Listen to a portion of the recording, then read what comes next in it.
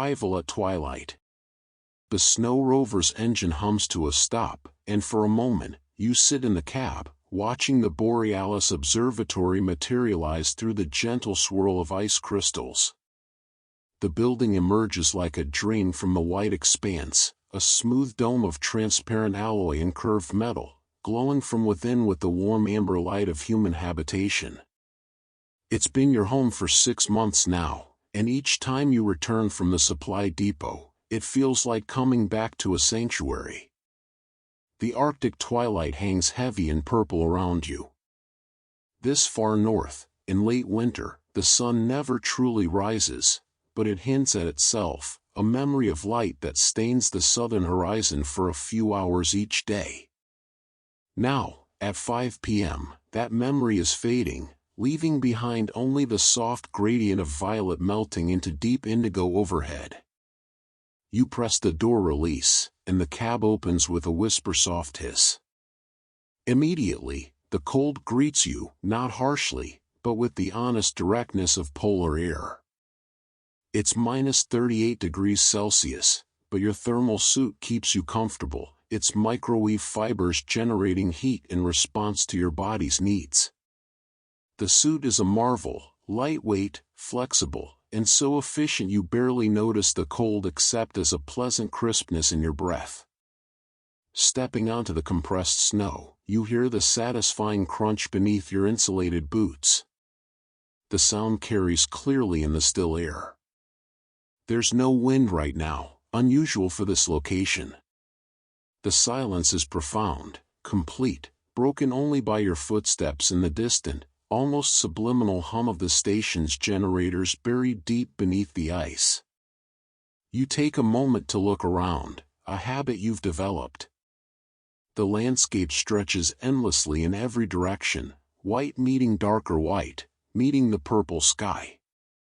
In the distance, perhaps 3 kilometers away, you can see the jagged silhouette of pressure ridges where the ice shelf buckled years ago. They look like frozen waves, forever caught in the moment of cresting. Above, the first stars are appearing. Polaris hangs steady in its ancient position. You've learned the winter sky so well these months, every constellation, every notable star. Betelgeuse glows red to the south. Capella shines steady and bright. And soon, very soon, the synthetic auroras will begin. The walk from the rover to the station's entrance is only 30 meters, but you take it slowly, mindfully. This is part of your evening ritual, this transition from the outer cold to inner warmth. The snow beneath your feet has been compressed by your daily passages into a smooth path. Solar-embedded markers line the route, glowing with soft blue bioluminescence that never needs charging, never fades. The station rises before you, 3 stories of curved architecture designed to minimize wind resistance and maximize heat retention. The lower 2 levels are opaque, housing your living quarters, the laboratories, storage, and life support systems. But the top level, the observation deck, is entirely transparent, a perfect hemisphere of smart glass that can adjust its opacity, filter wavelengths, or magnify distant objects at your command. You can see through it now, looking up. The interior lights are set to evening mode, casting warm amber and soft orange glows. Your favorite observation chair is visible, a dark silhouette positioned at the center of the dome. Waiting for you. The entrance is a small airlock set into the southern face of the building. You approach it and place your gloved hand on the biometric panel. It scans through the layers of fabric, reading your unique thermal signature, and the outer door slides open with a well-oiled whisper. You step inside, and the door seals behind you. The airlock is small, just enough space for one person and their gear. The lighting here is white and bright, practical. You hear the gentle hiss of pressure equalization, though the difference is minimal. A screen on the wall displays your suit's external temperature sensor reading, -38 degrees Celsius. Inside the airlock, it's already warming, -10 degrees Celsius, then -5 degrees Celsius, then 0 degrees Celsius in the span of seconds. You begin removing your outer gear. First, the thermal hood, pulling it back to reveal your hair. You've let it grow longer during this posting, finding comfort in the slight wildness of it. Then the gloves, peeling them off to reveal your warm hands. The suit's sleeves come next, unsealing with a soft magnetic click along the forearms. The outer door to the station proper reads your intention and slides open. Warmth billows out to greet you, real warmth, the kind that smells like filtered air and subtle hints of coffee from this morning, the faint sweetness of the orange you ate at lunch. Home. You step through into the mudroom, a practical space lined with storage lockers and hooks. Here, you complete the removal of your suit, hanging it carefully on its charging hook. The suit immediately begins its self-cleaning and heating cycle, ready for tomorrow's use. Your boots go on the heated rack, already starting to shed their coating of frost. Underneath, you're wearing your favorite station clothes, soft gray thermal pants and a long-sleeved shirt the color of faded denim, made from bamboo fiber that breathes perfectly. Your feet settle into the lined slippers you keep by the door, memory foam and synthetic fleece, worn to the exact shape of your feet. For a moment, you stand in the mudroom, feeling the transition complete itself in your body. Your cheeks tingle as they warm. Your shoulders drop slightly, releasing tension you hadn't noticed you were carrying. The station embraces you with its particular soundscape, the gentle hum of ventilation, the quiet gurgle of water and pipes, the occasional soft beep from monitoring systems deeper within. Through the doorway ahead, you can see into the main corridor. It's lined with soft light set into the floor, creating pools of amber glow every meter. The walls are a light cream color, slightly textured for warmth. You've hung a few prints along them, images of forests, oceans, places of green and blue that contrast beautifully with the white world outside. You move down the corridor, your slippers soundless on the rubberized floor. To your left, doors lead to your personal quarters, the bathroom, storage rooms. To your right, the laboratory and communications center. But you're not going to any of these places yet.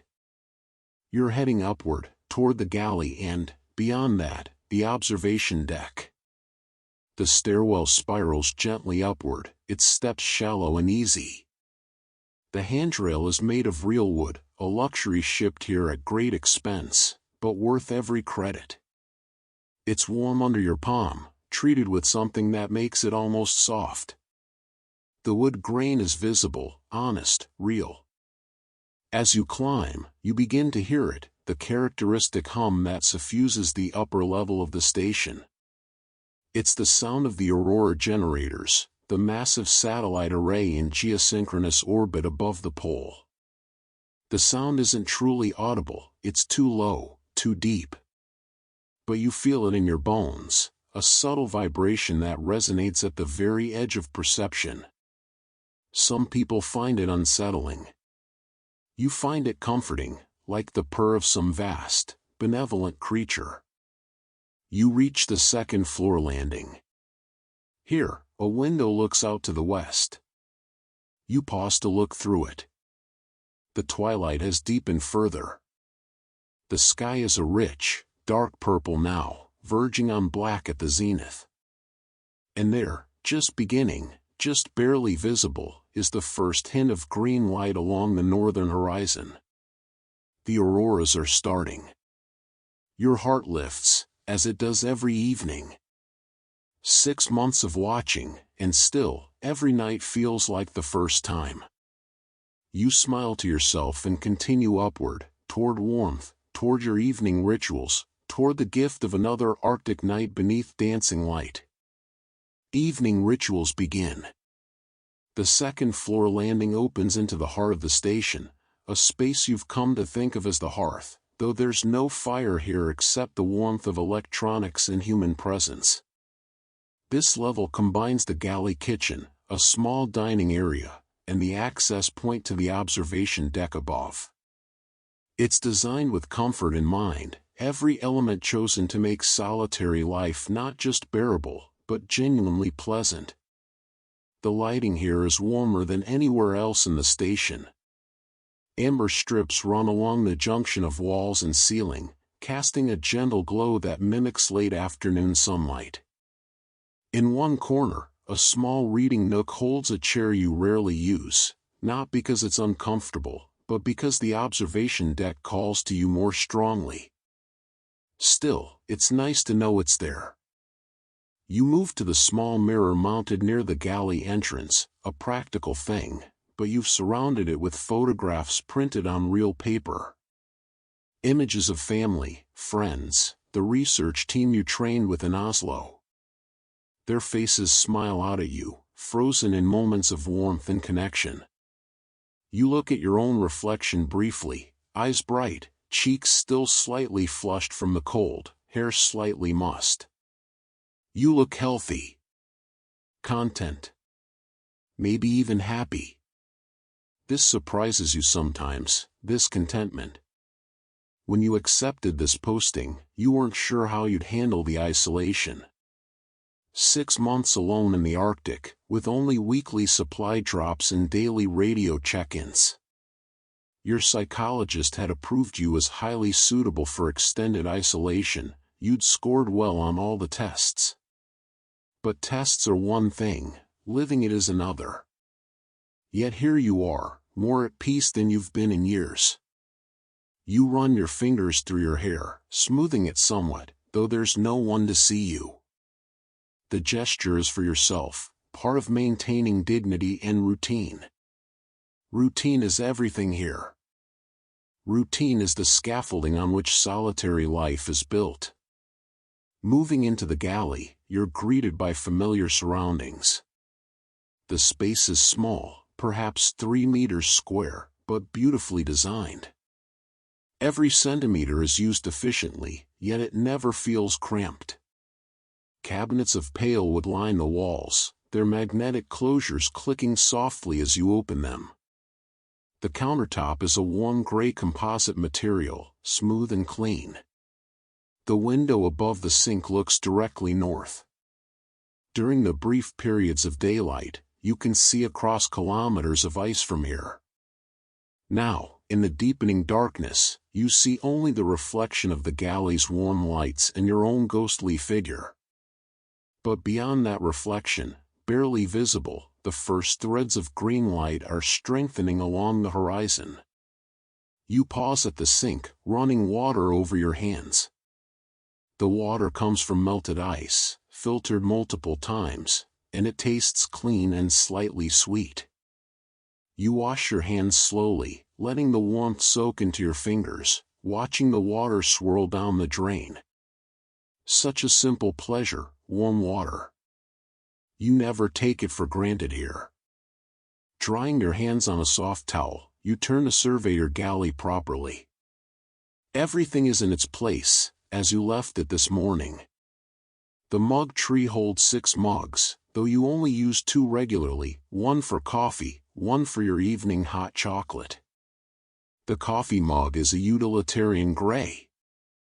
The hot chocolate mug is your favorite, cream-colored ceramic with a subtle glaze that catches light, slightly oversized, perfect for wrapping both hands around. You select this mug now, lifting it from its hook. It has weight, substance. Real ceramic, not the lightweight composites used for most station equipment. This was a gift from your sister before you left. She'd saved for it, knowing you'd appreciate something beautiful and real in this place of efficiency and isolation. Setting the mug on the counter, you begin to gather ingredients. This is where the evening truly begins, with this small ceremony of preparation. The ritual of making hot chocolate has become sacred to you, a meditation, a way of transitioning from the day's work to the night's observation. But you're not sitting yet. There's one more element of the ritual to complete. You move to the environmental controls built into a small console near the chair. The interface glows softly, responding to your proximity. With one hand, the other still cradling your mug, you pull up the atmospheric settings. The deck's temperature is currently a comfortable 22 degrees Celsius. You adjust it down slightly, to 20 degrees. Cool enough that the warmth of the chocolate and the heated blanket you'll retrieve in a moment are truly welcome, but not so cool as to be uncomfortable. You've learned this balance. Next, you adjust the lighting. The amber strips dim to barely visible, creating just enough glow to see by without interfering with the Aurora viewing. The deck fills with a gentle twilight, intimate and peaceful.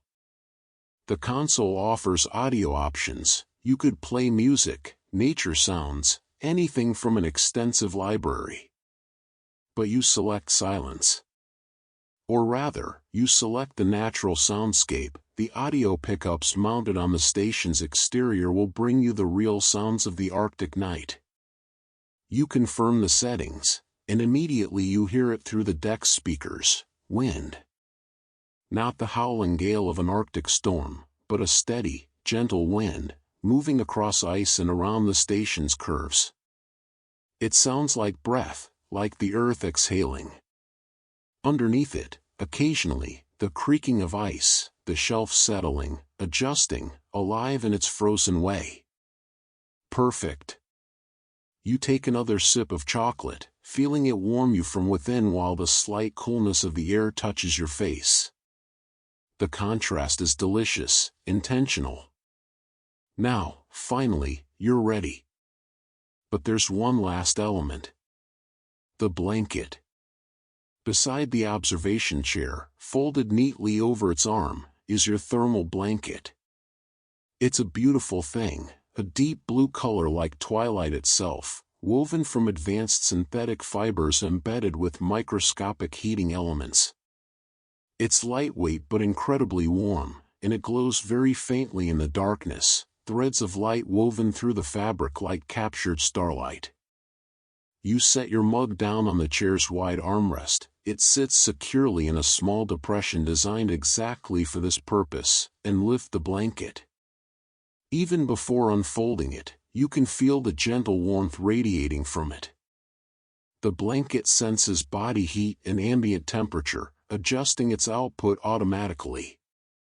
You shake it open, a soft whisper of fabric, and let it settle around your shoulders like a cape.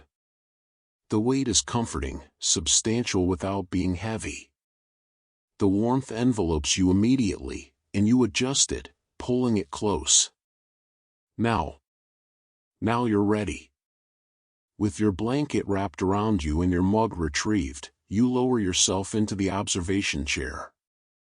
The cushions receive you perfectly, familiar with the shape of your body after months of nightly use. You settle in, finding that perfect position that's become second nature, slightly reclined, feet up on the extended footrest, head supported but with a clear view upward through the dome. You arrange the blanket across your lap, over your legs, tucking it around yourself. The glowing threads pull softly, barely visible. You're cocooned now, warm and safe and comfortable. The mug rests on the armrest within easy reach. You take another sip, then settle back. Above, around, everywhere you look, the auroras are dancing. The overhead cupboard opens to reveal your supplies. Everything is labeled clearly, organized with care. You pull down the container of premium cocoa powder, the real thing, not a synthetic mix. It's expensive to ship here, part of your personal mass allowance, but worth every gram. Next, the vanilla extract in its small amber bottle. Then the cinnamon stick, the honey, the small container of real cream. These ingredients are precious here. There's no corner store, no market. What you have is what you planned for months ago, what was approved and shipped at great expense. It makes you thoughtful about consumption, grateful for each ingredient. You move slowly, deliberately. There's no rush.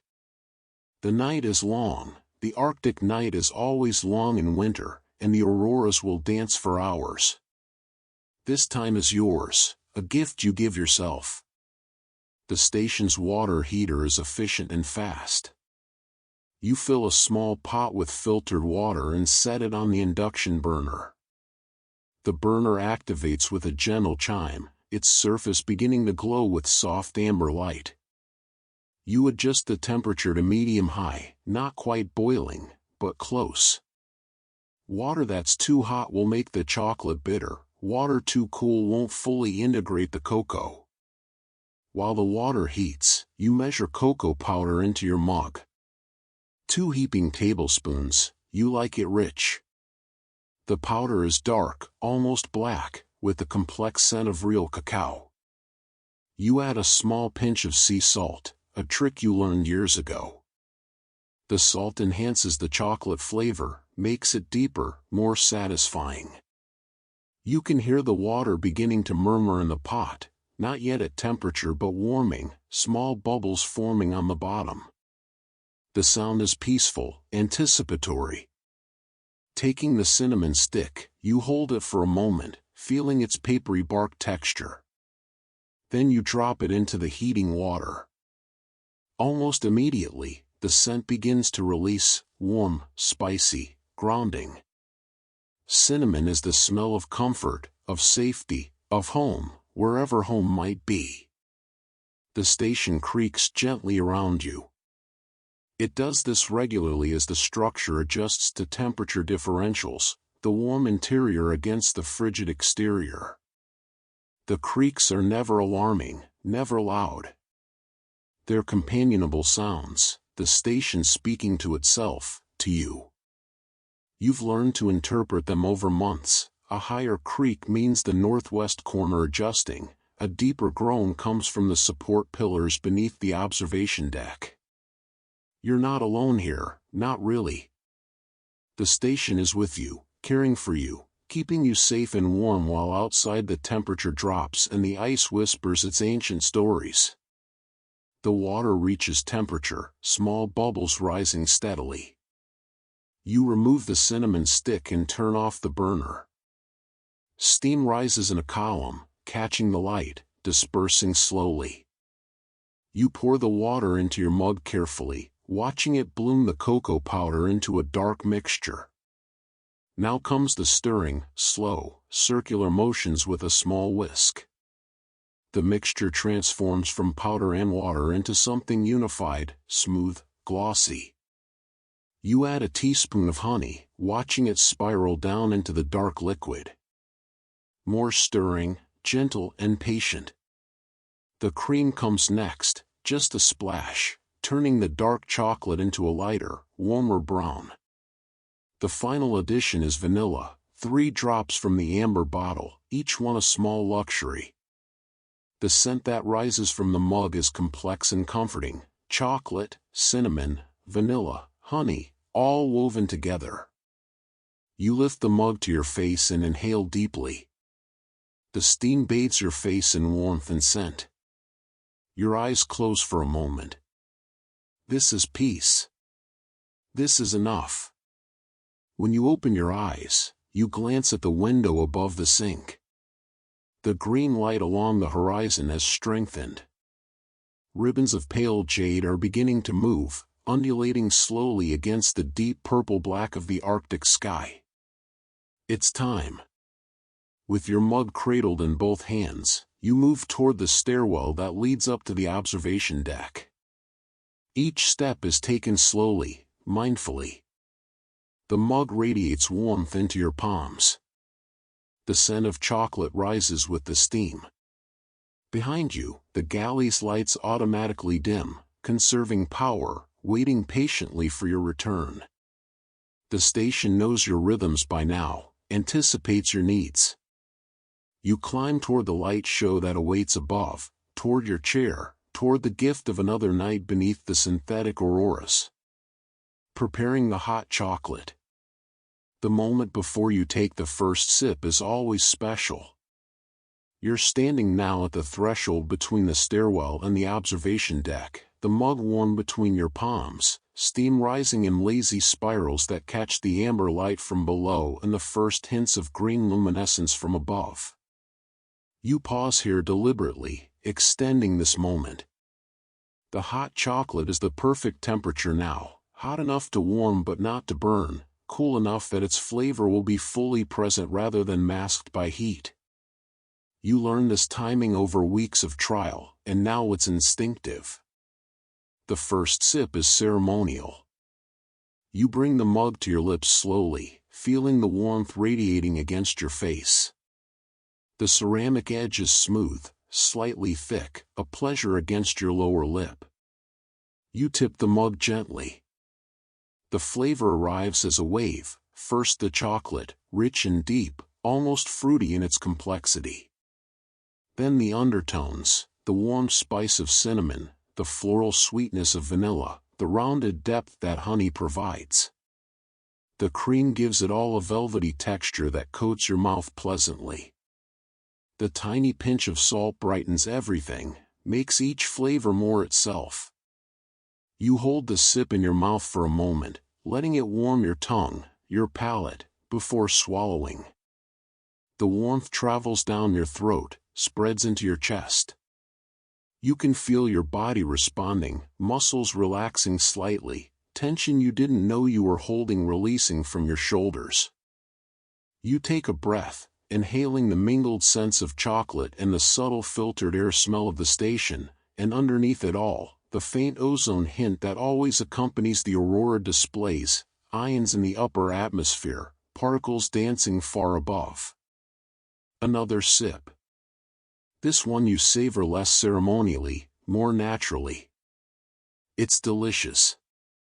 You've perfected this recipe over months of solitary practice, adjusting ratios, trying different combinations. This version, the one you're drinking now, is the culmination of all that experimentation. It's exactly right. The observation deck awaits above, but you're not rushing. The auroras will dance for hours. There's time. There's always time here. You think about time differently now than you did before coming to Borealis.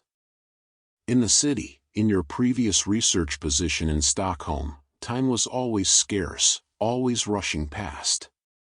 Minutes were crammed with tasks, hours disappeared into meetings and obligations, days blurred together in a stream of constant doing. Here, time moves differently. It stretches. It deepens.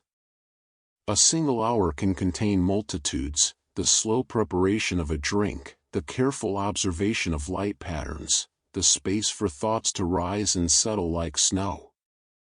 You've learned to inhabit time rather than race through it. Taking another sip, you become aware of the station's sounds again. The gentle hum of ventilation is constant, so familiar now that you only notice it when you actively listen. The soft gurgle of water moving through pipes, the station's circulatory system, carrying warmth to all corners.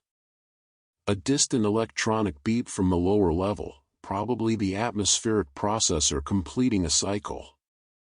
And beneath it all, that subsonic thrum of the Aurora generators. You feel it more than hear it, a vibration at the edge of perception, like the purr of the earth itself. The mug is warm in your hands. You look down at it, at the pale brown surface of the chocolate, slightly darker around the edges where cream hasn't fully dispersed. There's a beauty to it, this simple thing. A small perfection. You think about your sister, who gave you this mug. Ella. 3 years younger, living in Copenhagen now with her partner and their 2 children. You speak with her once a week during your scheduled communication times. She worries about you, being alone up here. But she also understands, better than most, why you chose this. You are always happiest in quiet places, she'd said when you told her about accepting the Borealis posting. even as a kid.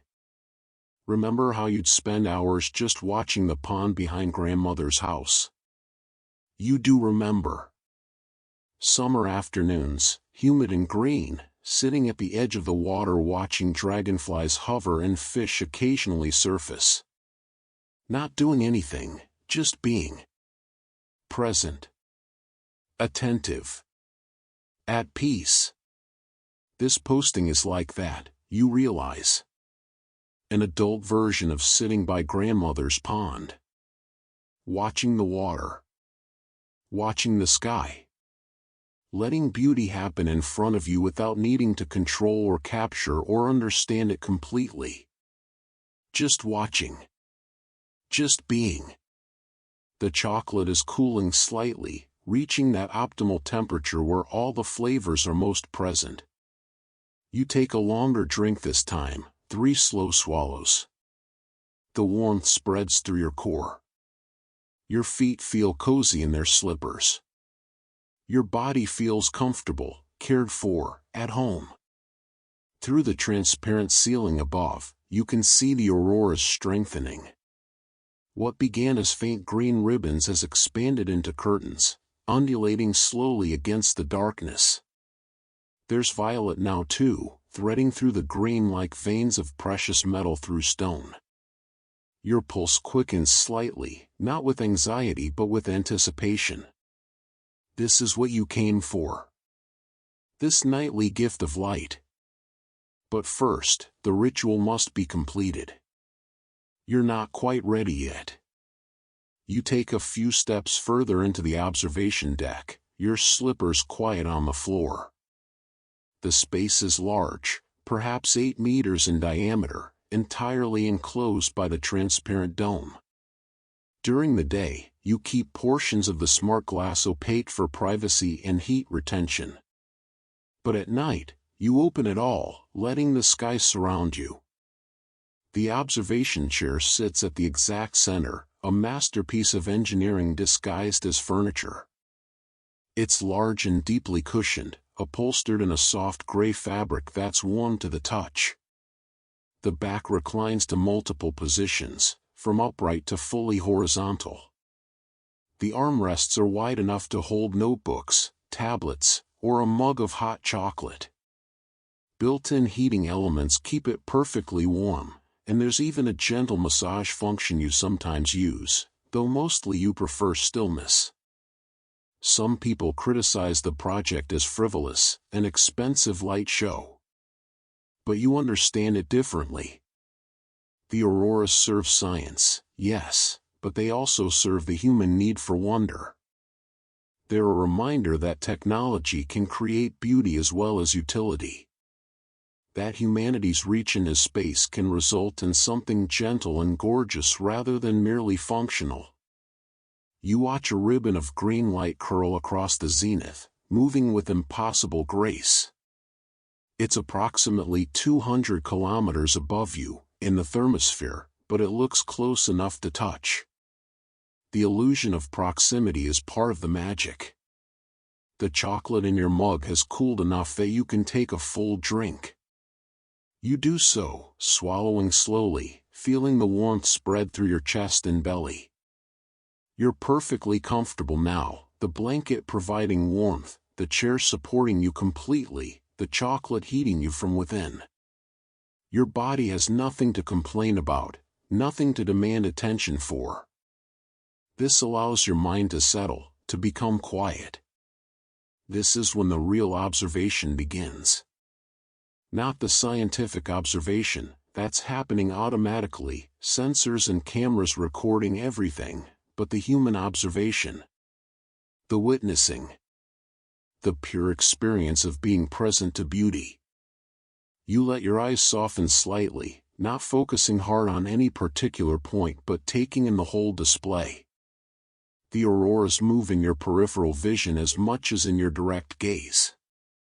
They seem to respond to this softer way of looking, becoming more present, more vivid. A new color emerges, pink. Rare and delicate, it appears at the lower edges of the green curtains, a blush of rose against jade. Your heart lifts at seeing it.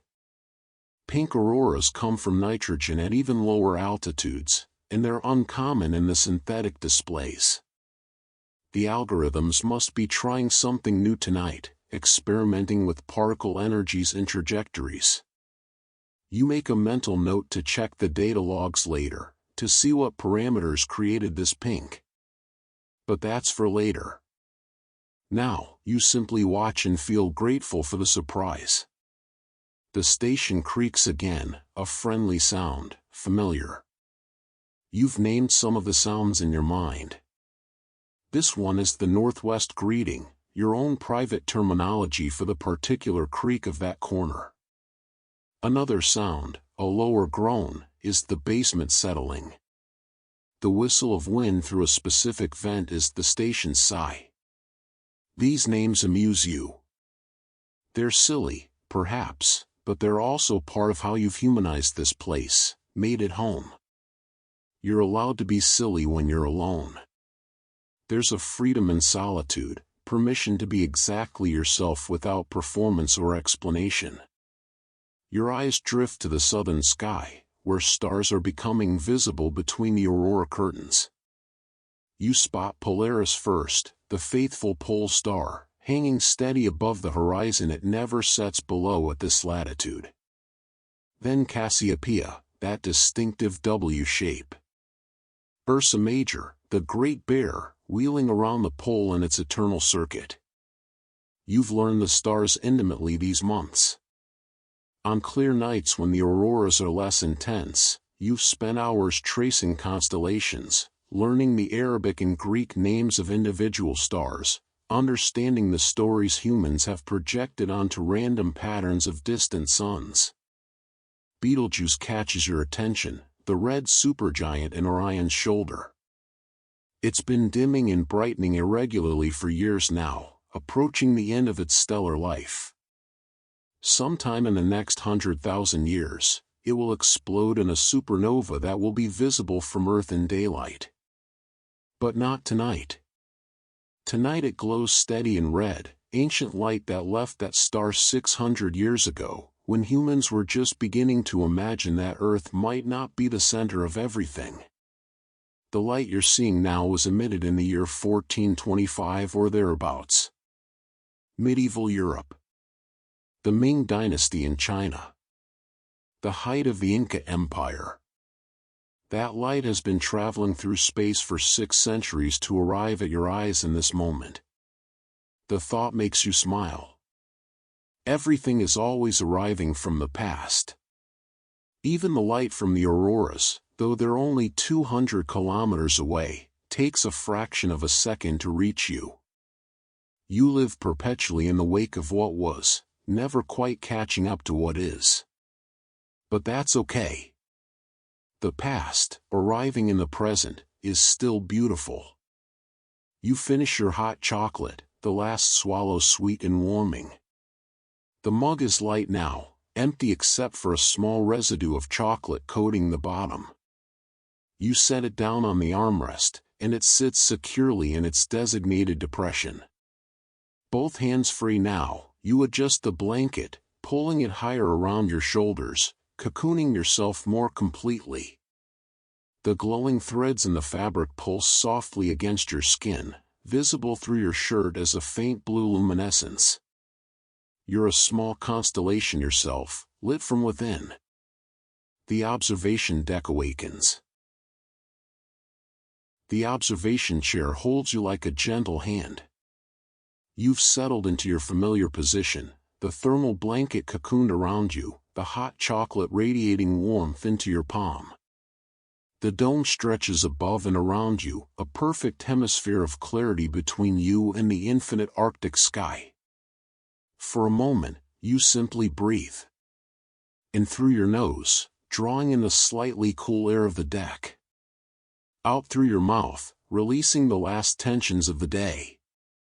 Your breath creates small clouds that dissipate quickly in the controlled atmosphere.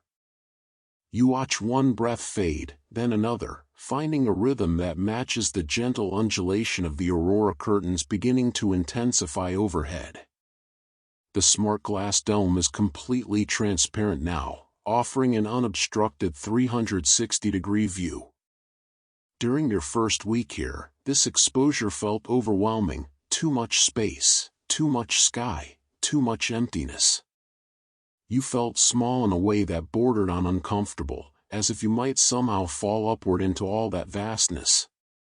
But you've made peace with the smallness now. You've learned that feeling small isn't the same as feeling insignificant. There's something deeply restful about acknowledging your true scale in relation to the enormity of sky and ice and distance. It takes the pressure off, somehow. You don't have to be large. You can be exactly what you are, one point of consciousness, bearing witness to beauty. The auroras are strengthening with each passing minute. What began as faint green ribbons along the northern horizon has expanded upward and outward, filling more of the sky. The ribbons move with liquid grace, flowing like silk scarves in a slow breeze.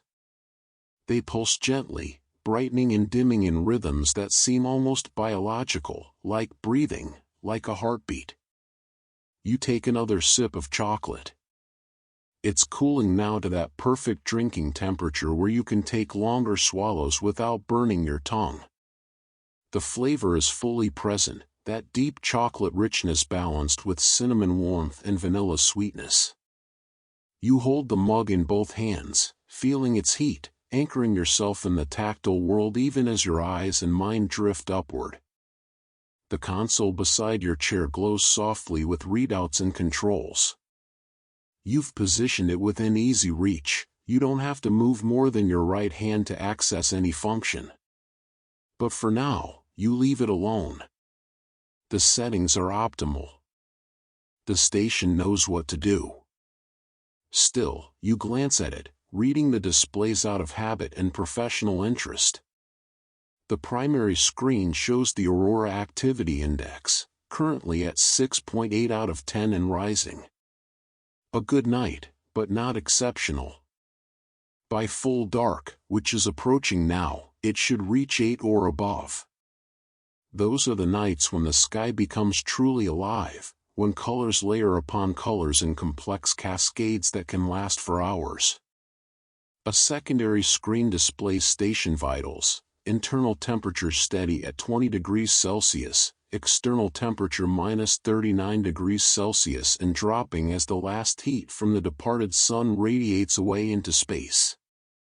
Power systems nominal, running at 62% capacity. The solar panels obviously contribute nothing in winter darkness, but the station's nuclear battery provides steady, reliable power, enough for 10 years of continuous operation, more than sufficient for your 6-month rotation. Another screen shows your location, 82.4 degrees north, 15.7 degrees west. Well above the Arctic Circle, on the Greenland ice sheet, approximately 400 kilometers from the nearest permanent settlement. The isolation used to seem daunting. Now it feels appropriate. Necessary, even. This work, observing the synthetic auroras, documenting their patterns, gathering data on how they affect the atmosphere and magnetic field, requires attention that civilization would fragment. You needed to be far from everything to truly see anything. The wind outside picks up slightly. You hear it through the speakers, a low moan as it finds the edges of the station, flows around the dome's curves. The structure creaks in response, tiny adjustments as materials contract in the cold. These sounds have become your companions. You know each one, understand what it means. That particular creak is the northwest support pillar. That faint groan is the main level adjusting.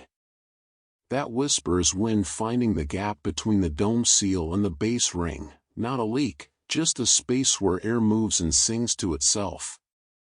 The station is alive in its way.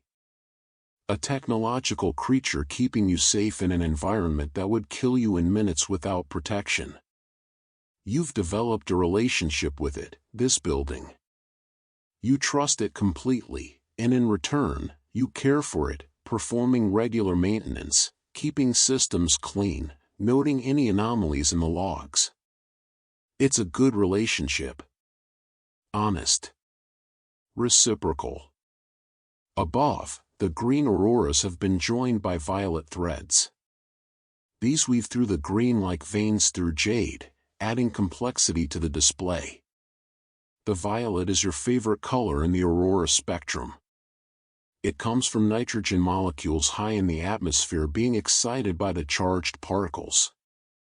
The green comes from oxygen at lower altitudes. Both are responding to the controlled particle beams being fired from satellites in geosynchronous orbit directly above the pole. The Synthetic Aurora project began 20 years ago as part of the atmospheric research initiatives. Scientists discovered they could create artificial auroras by releasing controlled streams of charged particles, electrons and protons, from orbital platforms. These particles follow Earth's magnetic field lines down to the polar regions, where they collide with atmospheric gases and create light. What started as pure research evolved into something more. The synthetic auroras proved useful for studying atmospheric dynamics, magnetic field interactions, and ionospheric physics. But they also became something unexpected: art. Beauty. A gift humanity gave to the highest latitudes, painting the polar skies with cascades of light every single night. The auroras continue their dance, intensifying further. Curtains overlap now, green behind violet behind green again, creating depths and layers. In places, the curtains fold back on themselves, creating swirls and spirals that hypnotize the eye. You've read about the mathematics of aurora formation, the electromagnetic equations, the plasma physics, the particle dynamics. You understand, intellectually, what you're looking at. But the understanding doesn't diminish the wonder. If anything, it deepens it. To know how something works and still find it magical, that's a special kind of appreciation. The console beside you chimes softly, a reminder. You glance at it. Time for the first formal observation of the night. Right. Work. Even in this peaceful moment, there's work to be done. But the work is gentle. Not a burden. Simply a structure around which the observation occurs. You reach out and tap the screen, bringing up the observation log interface. It's simple, clean, designed for ease of use even when your mind is drifting toward sleep. You speak softly, observation log, start date. You pause, then laugh at yourself. Wrong terminology. Too much childhood science fiction still lodged in your brain. Observation log, January 4th, 2026, 1830 local time. Aurora activity beginning evening phase. Colors present: green primary, violet secondary, pink tertiary at lower margins. Display quality excellent. Curtain formation with multi-layer depth. Intensity currently 7.2 and rising. The console's AI transcribes your words, timestamps them, and files them appropriately. The cameras positioned around the dome are recording everything in high resolution. Spectrometers are analyzing the light wavelengths. Magnetometers are measuring field fluctuations. All of it automatic, all of it preserved for analysis by researchers far away who will never stand where you're standing, feel what you're feeling. You're the human element in this research. The witness. The one who notices the pink edges and feels her heart lift. That's not quantifiable, not reducible to data, but it matters. It's part of the record, the subjective experience of beauty that accompanies all the objective measurements. Personal note, you add. The display tonight has an unusual delicacy. The colors feel softer than recent nights. More pastel. It's very peaceful. If I were to compare it to anything, I'd say it looks like the inside of a seashell, that pearlescent quality. End note. The console chimes acknowledgement. The log is filed. The work is done. You can return to simple watching. And you do. You settle back into the chair, into the blanket's warmth, into the quietness of your own breath and heartbeat. Above, around, everywhere, the auroras dance on. First light. The auroras have reached what you think of as their opening statement, that first full presentation of color and movement that announces the evening's character. Every night is different. Some nights, the display is vigorous and athletic, with rapid movements and sharp color changes. Other nights, it's contemplative and slow, colors shifting with the gradual grace of clouds at sunset. Tonight is a slow night. A gentle night. The kind of display that doesn't demand attention so much as invite it, that suggests rather than insists. You appreciate this. Your body feels relaxed, your mind calm. A vigorous display would be exciting, but this softness matches your mood perfectly. The universe, in its way, is being considerate. The green auroral curtains hang in broad swaths across the northern sky, their lower edges a bit more than 30 degrees above the horizon. From your position at the center of the dome, you can see them with perfect clarity, no obstructions, no light pollution, nothing between you and the sky except a few centimeters of transparent alloy engineered to be clearer than glass. The curtains undulate with a rhythm that reminds you of kelp forests swaying in ocean currents. You went diving once, years ago, off the coast of Norway. You remember descending into green water, finding yourself in a forest of kelp that moved in the push and pull of surge.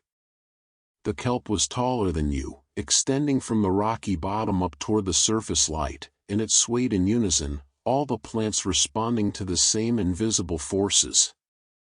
The auroras move like that.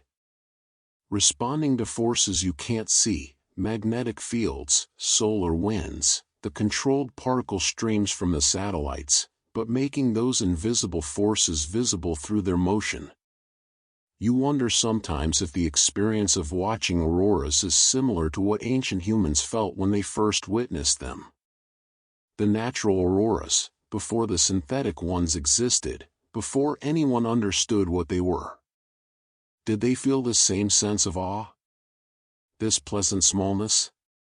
Did their minds go quiet in the face of the display? Probably yes. Beauty has always had that effect on human consciousness. It interrupts the normal chatter of thinking, demands presence, creates stillness. The violet threads you noticed earlier have intensified, becoming more prominent. They weave through the green curtains like embroidery, like someone has taken luminous thread and stitched patterns into the sky. In places, the violet forms distinct bands that ripple with their own rhythm, slightly faster than the green. This is an effect of the different atmospheric altitudes. The violet nitrogen emissions happen higher up than the green oxygen emissions, and the particles that excite them are moving at different velocities. So you get these layered rhythms, one color breathing slow, another faster, creating complex visual harmonies. It's like watching two melodies play simultaneously, one quick and one slow, and finding that they complement each other perfectly despite their different tempos. You adjust your position slightly in the chair, shifting your weight to relieve a small pressure point. The chair responds immediately, its smart cushions redistributing to match your new position. Within seconds, you're perfectly comfortable again, fully supported. Your feet are warm in your slippers, the heated footrest maintaining ideal temperature. Your hands are warm beneath the blanket. Your core is warm from the chocolate and the blanket's gentle heat. But your face is slightly cool, a deliberate choice. You like the contrast, the feeling of being snug and protected while still having some contact with coolness that reminds you of the reality outside. Outside, where it's nearly 40 degrees below zero.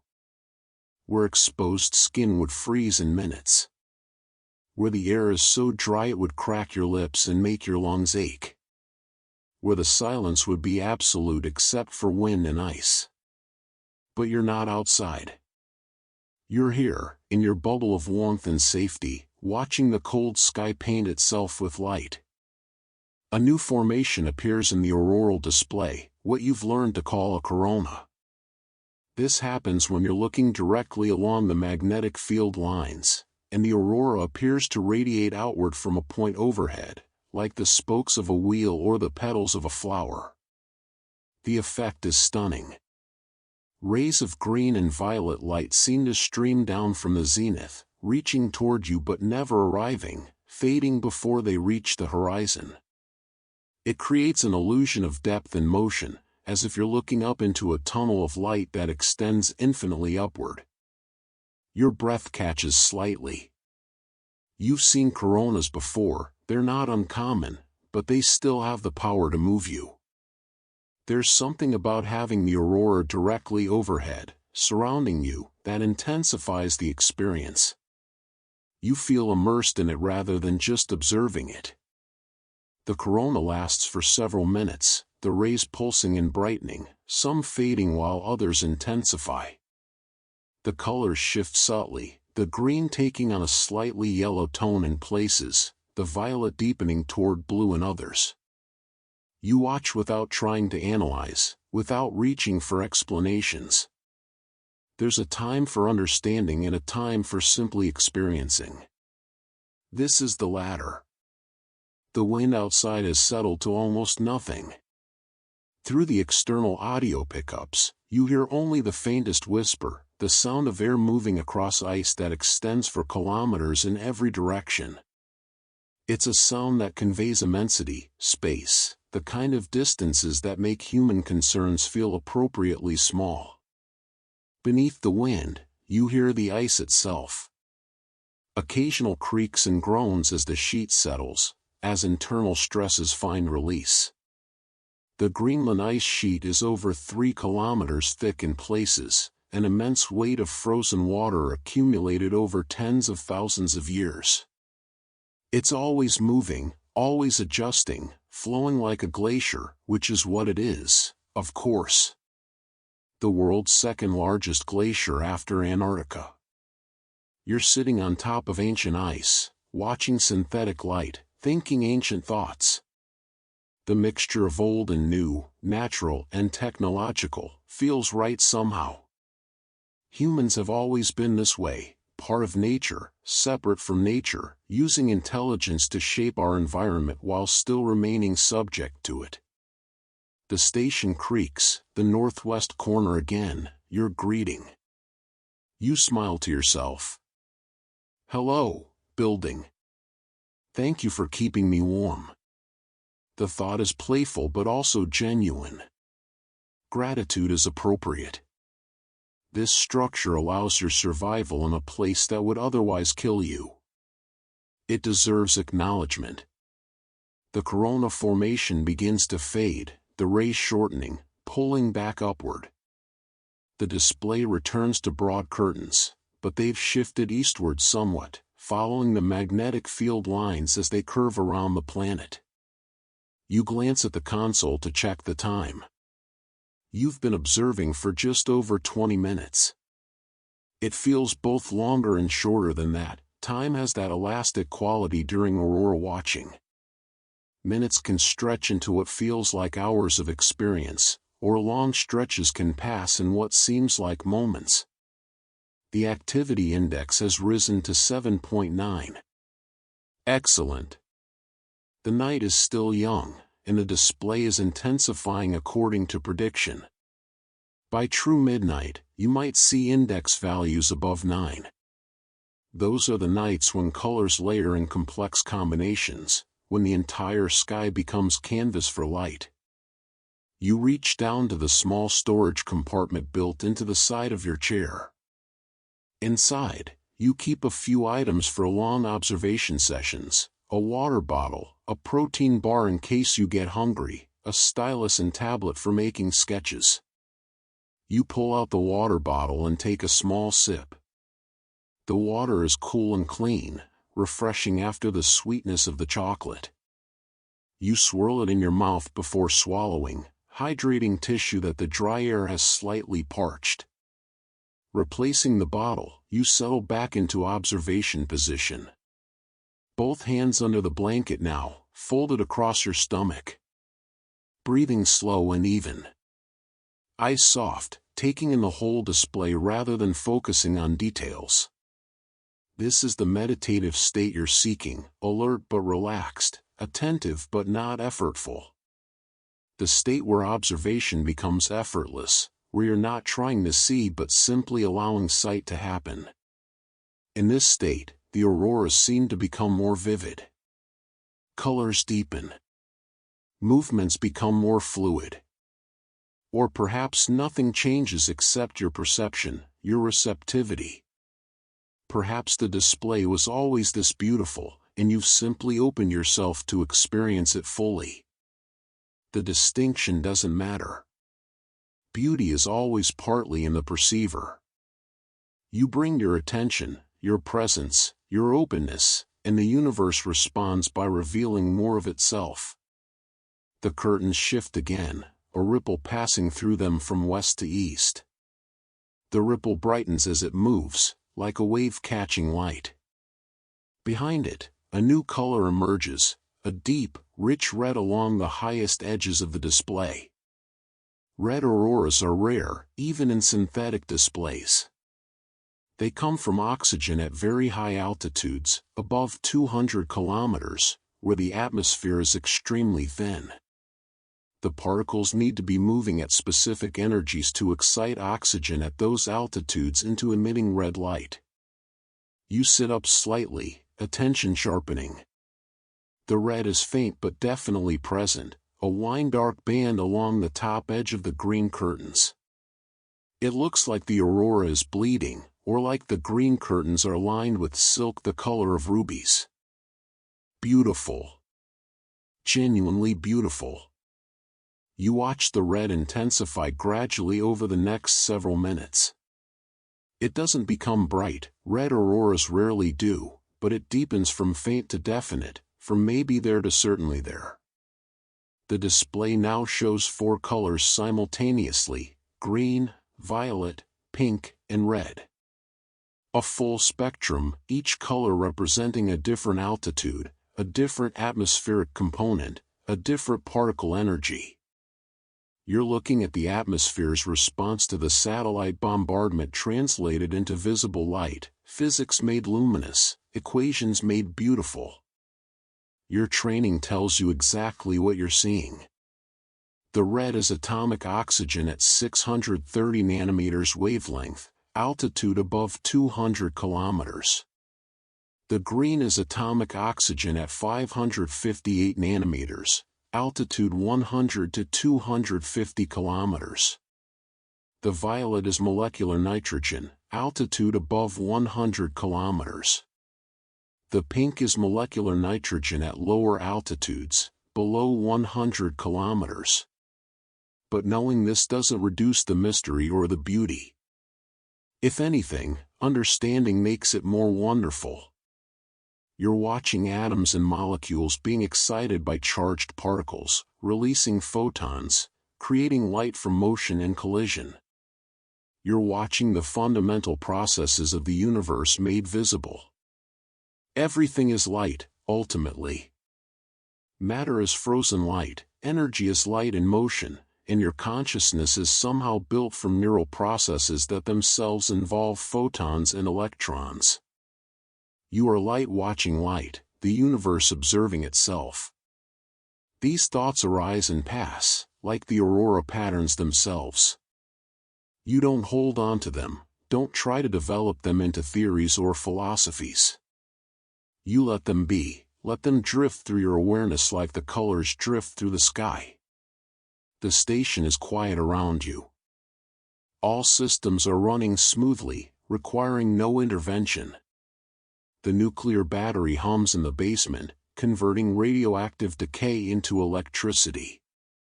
The air processors cycle quietly, filtering and refreshing. The water systems gurgle softly in their pipes. The heating elements in your blanket pulse with their gentle rhythm. Everything is as it should be. Safe. Stable. At peace. You are exactly where you're meant to be, doing exactly what you're meant to be doing. Not because of destiny or fate, but because you chose this. You arranged your life to allow for this experience, months of solitude, nights of observation, hours of silence beneath dancing light. And it was worth it. Every bit of it was worth it for moments like this. The red band fades gradually, bleeding back into darkness, leaving only the green and violet and faint pink. The display continues its slow dance, patient and endless. You settle deeper into your chair, into your blanket, into the quietness of your own being. The night is long. The auroras will dance for hours yet. You have time. You have warmth. You have beauty. You have everything you need. Checking the instruments. The observation chair holds you in its gentle embrace as you gradually shift your attention from pure watching to your scientific duties. This transition is never jarring. You've designed your routines to flow naturally, one activity blending into the next like the colors in the auroral display above. You reach out with your right hand, fingers finding the console's touch screen without needing to look. After months of use, the gesture is automatic, muscle memory guiding you. The screen brightens slightly at your touch, recognizing your warmth, your presence. The main display shows a real-time visualization of auroral activity. On the screen, the same curtains you're seeing with your eyes are represented as data, wavelength intensities plotted across time, spectral signatures broken into their component parts. The visual beauty above is translated here into graphs and numbers, two different languages describing the same phenomenon. You've learned to read both languages fluently, to move between them without losing appreciation for either. The graphs are beautiful in their own way, elegant curves, meaningful patterns, the aesthetic of information made visible. Your fingers move across the screen, pulling up different data streams. First, the magnetometer readings. The synthetic auroras create measurable disturbances in Earth's magnetic field, tiny fluctuations as charged particles interact with the magnetosphere. The graph shows these fluctuations as a gently oscillating line, waves within waves, rhythms within rhythms. Everything is nominal. The field strength is varying within expected parameters, responding to the particle streams from the satellites in predictable ways. No anomalies, no surprises. You make a mental note of the readings anyway, your scientist's brain cataloging the information even though there's nothing unusual to report. Part of good research is documenting the normal as carefully as the exceptional. Pattern recognition requires understanding what the baseline looks like. Next, you check the spectrometer data. This instrument breaks the auroral light into its component wavelengths, allowing you to see exactly which atomic and molecular transitions are producing which colors. The spectrum display looks like a barcode made of light, bright lines at specific wavelengths corresponding to specific emissions.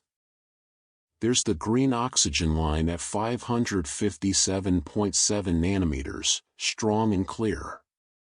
The violet nitrogen lines clustered around 400 to 450 nanometers. The faint red oxygen line at 630 nanometers, barely above background but definitely present. and the pink nitrogen lines at lower wavelengths, creating that rose-gold blush along the curtain edges.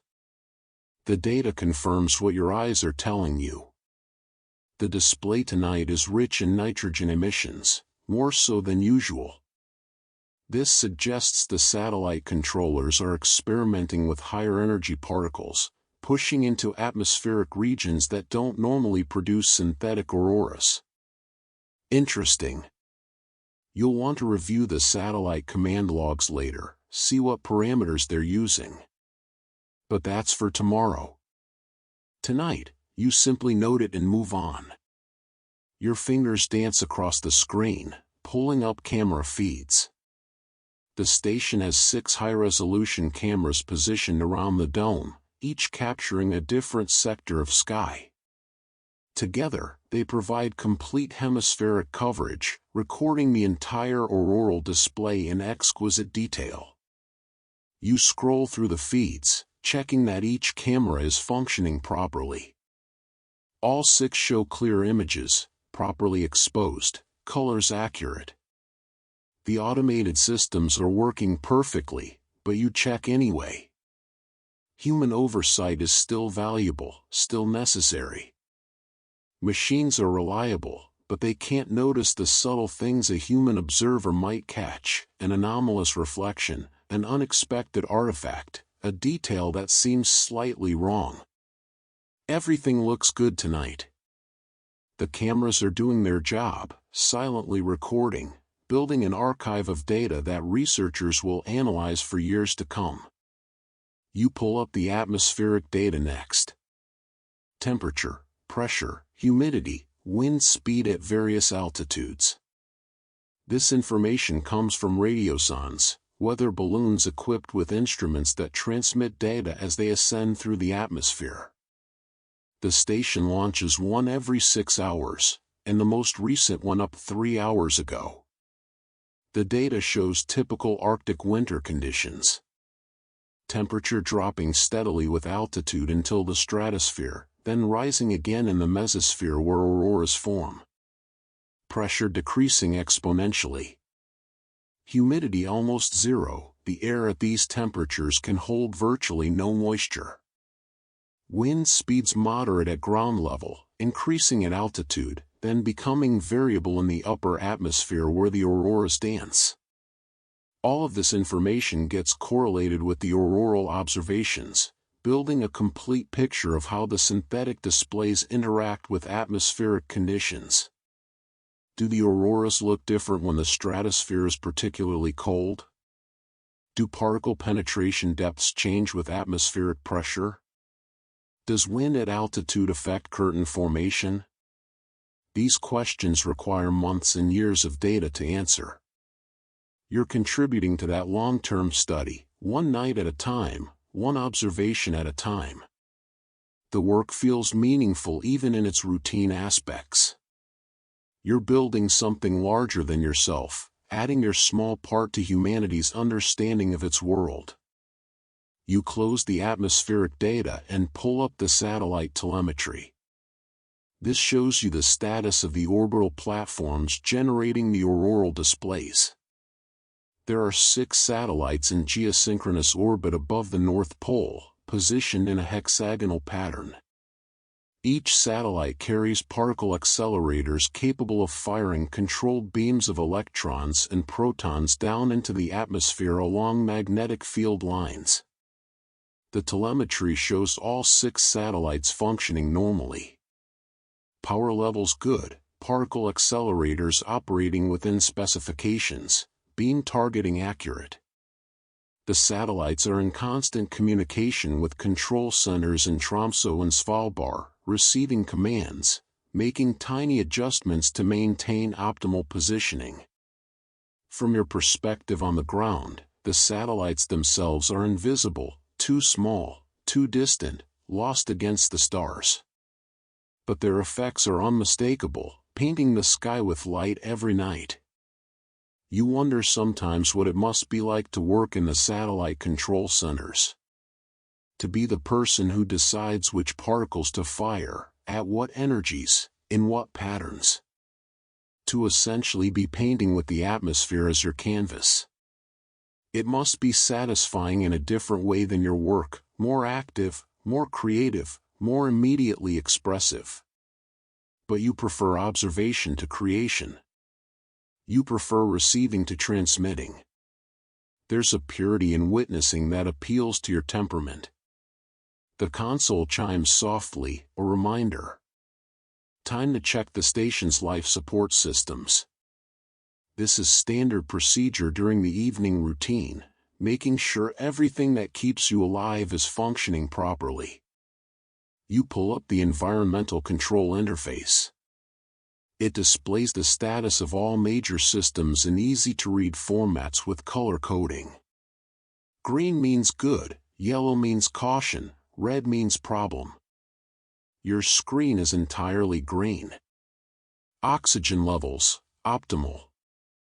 The station's air processors are converting carbon dioxide back into oxygen at the expected rate, using electricity and chemical filters. You could survive in here for months without any external air supply. Temperature, steady at 20 degrees Celsius throughout the habitable spaces, with variations of less than 1 degree. The heating system is maintaining perfect balance between the warmth generated by equipment and the cold constantly trying to seep in from outside. Water, all tanks full. The system that melts ice and filters it into drinking water is running smoothly. You have enough water stored for 6 weeks without the melter running at all, and the melter has redundant backups. You won't go thirsty. Power, 62% capacity on the nuclear battery, which will last for years. Solar panels contributing 0 in the winter darkness, but that was always expected. The battery alone is more than sufficient. Waste processing, functioning normally. The biological and chemical systems that handle human waste are working as designed, breaking everything down safely, reclaiming water, producing small amounts of material that gets stored for eventual transport away.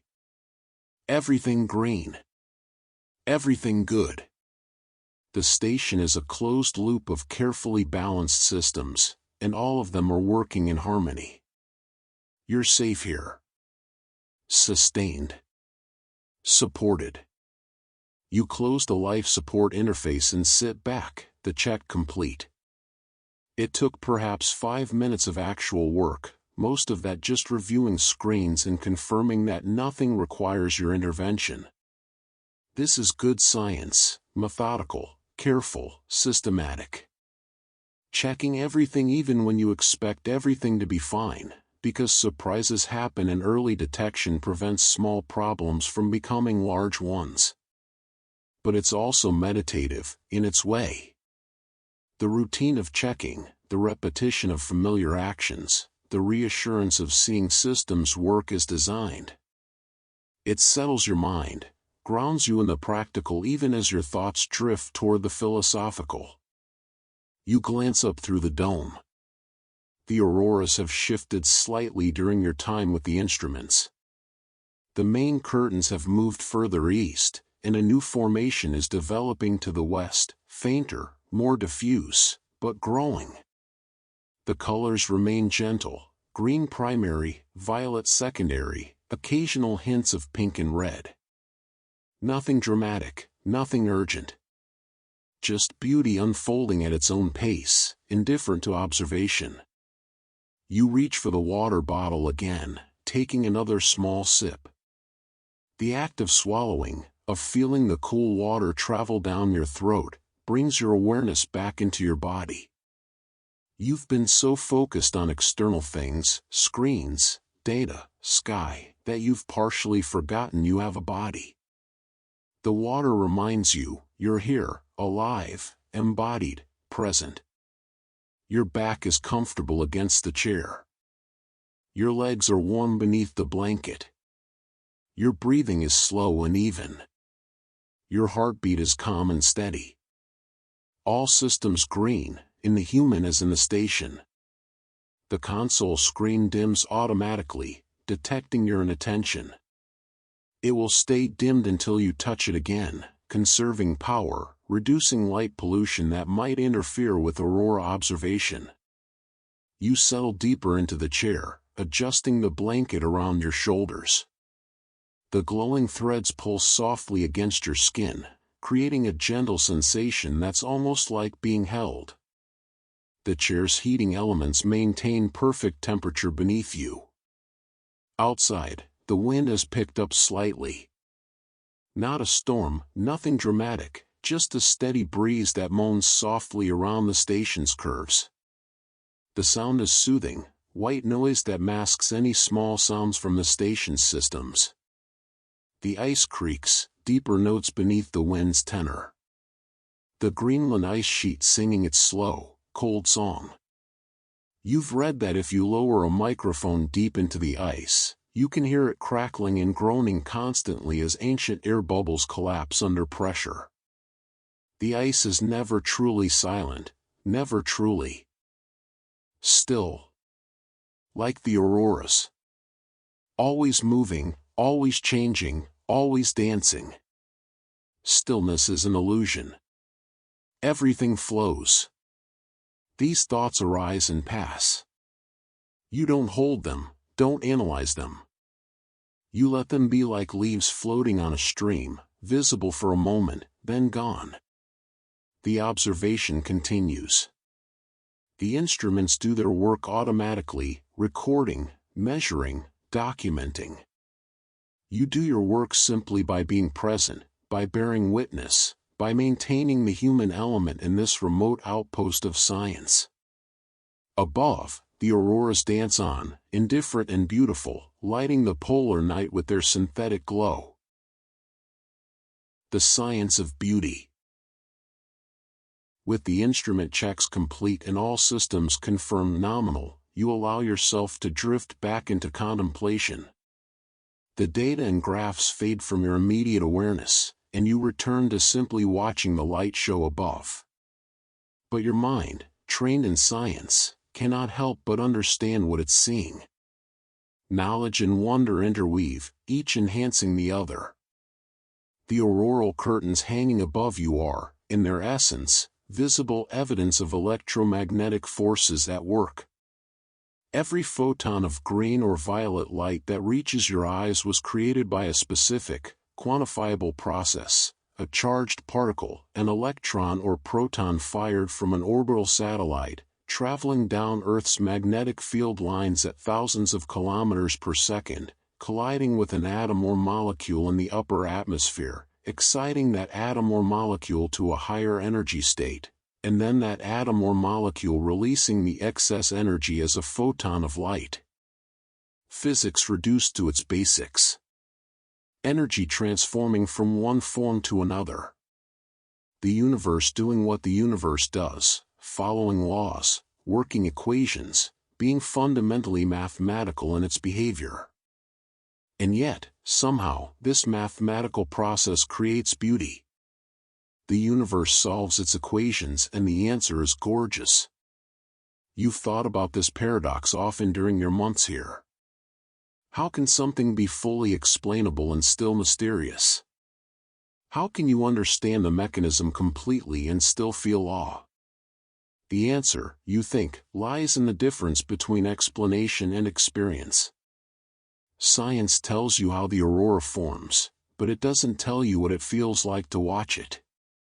Science provides the mechanism, but the meaning, the subjective, personal, emotional significance, that emerges from consciousness encountering beauty.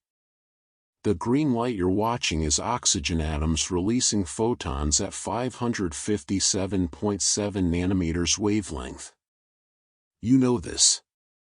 You can predict it, measure it, confirm it.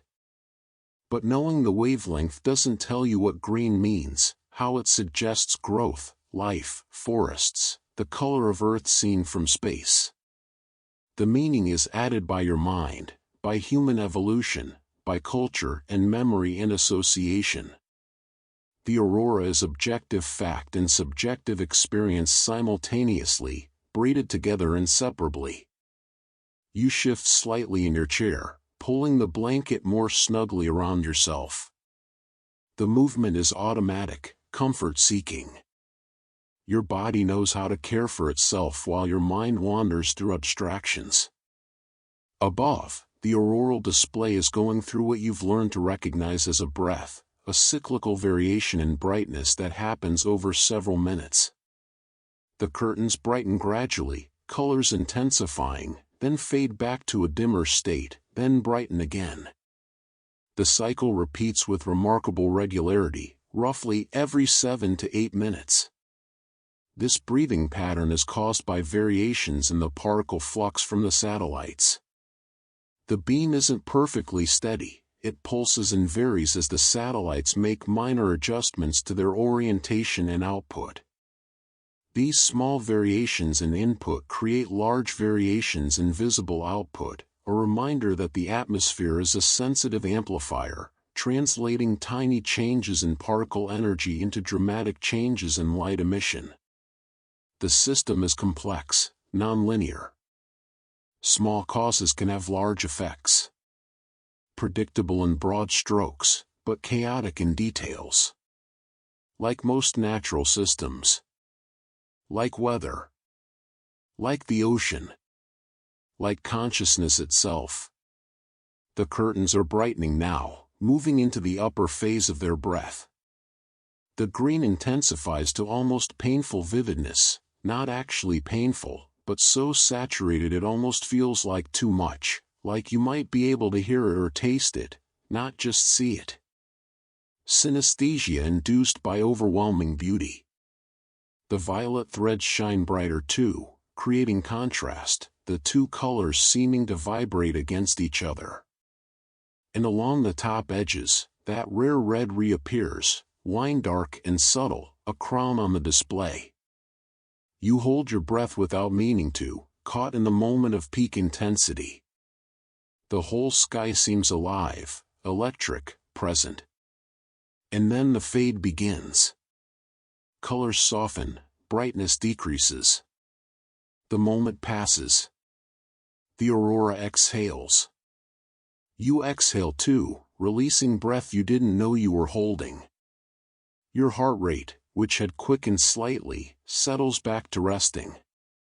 Your body responds to beauty the way it responds to excitement or mild fear, arousal of the autonomic nervous system, activation of attention, sharpening of senses. Beauty is stimulating.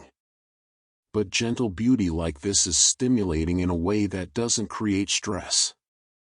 Your heart quickens, then slows. Arousal followed by relaxation. The cycle is pleasurable, healthy, exactly what your nervous system needs. This is part of why you chose this posting, though you didn't articulate it consciously at the time. Your life before, in Stockholm, working in a university laboratory, living in the city, was full of stress without corresponding relaxation. Constant low-level arousal from traffic, noise, social demands, deadlines, emails, news. Your nervous system was perpetually activated with no release, no resolution. Here, the pattern is different. Moments of heightened attention when the aurora is particularly beautiful, followed by long periods of calm observation. Arousal and relaxation in natural cycles. Your nervous system is learning to complete its stress responses rather than leaving them hanging unresolved. You feel healthier here than you did in civilization. Calmer. More yourself. The auroral curtains have completed their fade and are beginning to brighten again. The 7-minute breath continues. You wonder if the satellite operators are aware of this pattern, if they're creating it deliberately, or if it's an emergent property of their control algorithms. Probably the latter. Complex systems generate unexpected patterns. You produce effects you don't intend. The science of the auroras is well understood in the large scale. Charged particles from satellites, magnetic field guidance, atmospheric interactions, photon emissions. But the details, the exact pattern on any given night, the particular colors and shapes and timings, those emerge from millions of tiny factors: atmospheric conditions, solar wind variations, magnetic field irregularities, satellite positioning, control algorithms, and more. No two nights are identical. No two auroral displays are the same. Each one is unique, unrepeatable, a specific solution to the equations under specific conditions that will never occur again exactly the same way. Like snowflakes, you think and smile at the cliché. But clichés become clichés because they contain truth. The aurora really is like snowflakes, infinite variations on a theme, each one temporary, each one beautiful in its specificity. You think about the researchers who will study the data you're collecting. They'll look at graphs and spectral analyses, measuring, quantifying, seeking patterns. They won't experience this night the way you are, warm and cocooned and present, watching the sky breathe, feeling yourself breathe in response. They'll have the data. You have the moment. Both are valuable. Both are necessary. Science needs both objective measurement and subjective experience. It needs sensors and humans. It needs data and witness. You're here as both. Scientist and witness. Observer and participant. The one who measures and the one who feels. The curtains are bright again now, colors vivid. The breath cycle continues its regular rhythm. You let your own breathing match it, inhaling as the colors brighten, exhaling as they fade. The synchronization happens naturally, without effort. Your body wants to match the rhythm it's observing. This is entrainment, you think. The scientific term for when rhythmic systems synchronize. Pendulum clocks hanging on the same wall will eventually swing in unison. Fireflies flashing in the same tree will coordinate their blinks. Humans watching the same aurora will synchronize their breathing. Everything wants to find rhythm with everything else. The universe tends toward harmony. The wind outside picks up slightly, a higher note joining the lower moan. The sound is complex now, multiple frequencies, the wind finding different paths around the station, each path creating a different tone. It's almost musical, almost deliberate, though you know it's pure physics. Air moving past obstacles, creating pressure waves, generating sound. But knowing its physics doesn't stop it from being music. The universe plays itself like an instrument. Inside the station, you're warm and comfortable. Outside, the temperature has dropped further. You glance at the console, which shows -41 degrees Celsius now. The coldest part of the night. The heat that accumulated during the brief twilight has radiated away into space, and now there's nothing to slow the cooling. It will stay this cold until dawn begins to approach, many hours from now. But the cold doesn't touch you. The station's heating systems work tirelessly, maintaining your bubble of warmth. The walls are so well insulated that their interior surface is only slightly cool to the touch, despite the 40-degree temperature difference across the insulation thickness. Engineering is care, you think. These walls, these systems, they're caring for you. Human ingenuity transformed into protection, allowing your soft body to survive in a place that would destroy it in minutes. You're grateful. To the engineers who designed this place. To the technicians who built it. To the systems that maintain it. To the atoms and molecules that follow physical laws in ways that make warmth and life possible. Gratitude wells up in you, not directed at any particular entity, just a general thankfulness for existence, for the improbable fact that the universe arranged itself in such a way that consciousness can arise and watch light dance across a polar sky. The auroras brighten again, completing another breath. You breathe with them, in and out, synchronized. Time passes unmeasured. The cycles continue. Beauty unfolds according to its own logic, indifferent to observation but somehow enriched by it. You are the universe watching itself. Matter becoming conscious, looking back at matter, finding it beautiful. The thought makes you smile. Everything is strange and wonderful. Everything is exactly as it should be. Wrapped in warmth. The breathing rhythm of the auroras continues, and you continue with it, your own chest rising and falling in synchronization with the brightening and dimming of the light above. You've entered a state of deep relaxation now, that particular form of restful alertness where your body is completely at ease but your mind remains gently attentive. The thermal blanket wrapped around you has become like a second skin. The embedded heating threads pulse with their subtle rhythm, maintaining perfect temperature. The fabric itself is soft against your neck, your arms, anywhere it touches your body. Weight without heaviness. Warmth without stuffiness. You adjust it slightly, pulling it higher around your shoulders, tucking the edges under your arms. The movement is instinctive, comfort-seeking, the way an animal might arrange its nest. Humans are den-making creatures. We seek enclosure, warmth, safety. The blanket provides all three. Underneath it, your body is completely relaxed. Your shoulders have dropped, releasing tension you didn't realize was there. Your jaw is loose, teeth slightly apart. Your hands rest on your stomach, fingers interlaced, rising and falling with your breath. Your legs are stretched out on the footrest, ankles crossed comfortably. Every part of you is at rest except for your eyes and your mind, and even these are resting in their way, active but not effortful, present but not straining. This is the physical state you've been cultivating since you arrived at the station, deep somatic peace.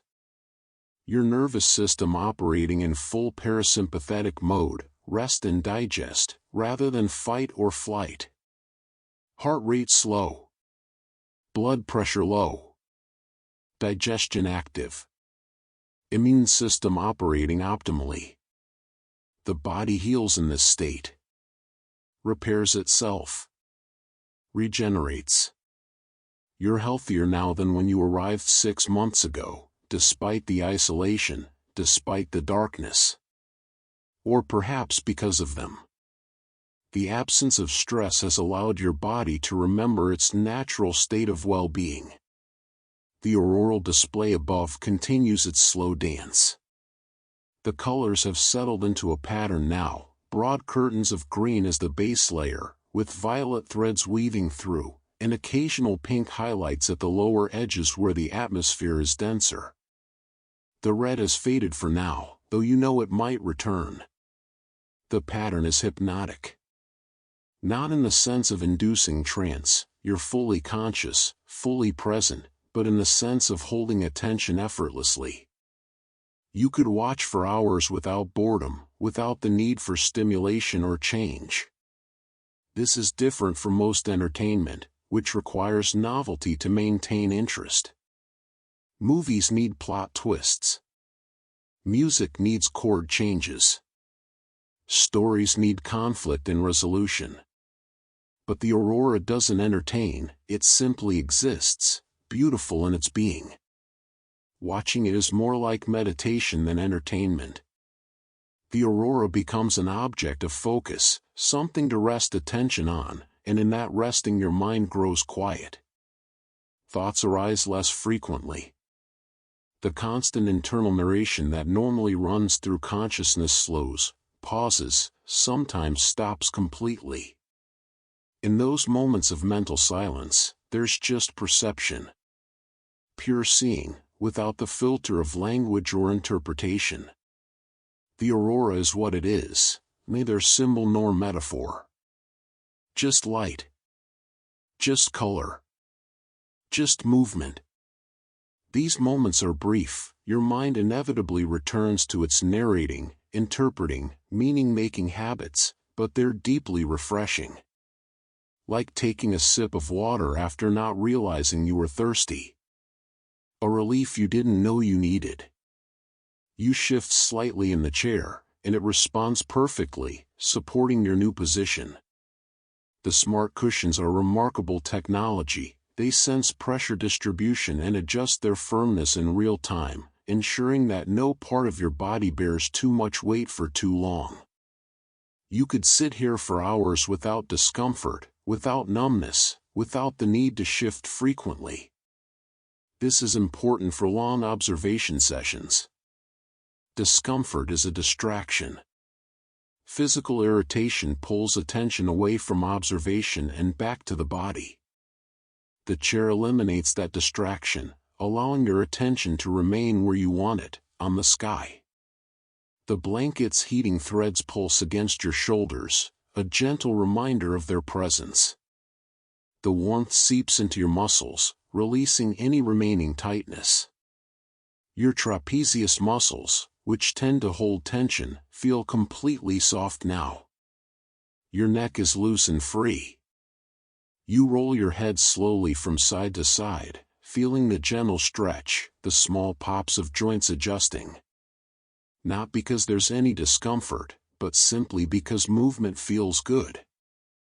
The body enjoys being moved gently, being reminded that it can move, even when it's at rest. Outside, the wind has settled again. The audio from the external pickups brings you only the softest whisper now, barely audible. The ice makes its occasional sounds, creaks and groans as the sheet settles. These sounds have become so familiar they're almost comforting, like the sounds of an old house at night. You're safe here. Held by the station, warmed by the blanket, mesmerized by the auroras. All your needs met. Nothing required of you except presence. This is what you craved without knowing you craved it, simplicity. Permission to do nothing except exist and observe. Modern life offers few opportunities for this. There are always tasks, always obligations, always the sense that you should be doing something productive. But here, watching the aurora is your task.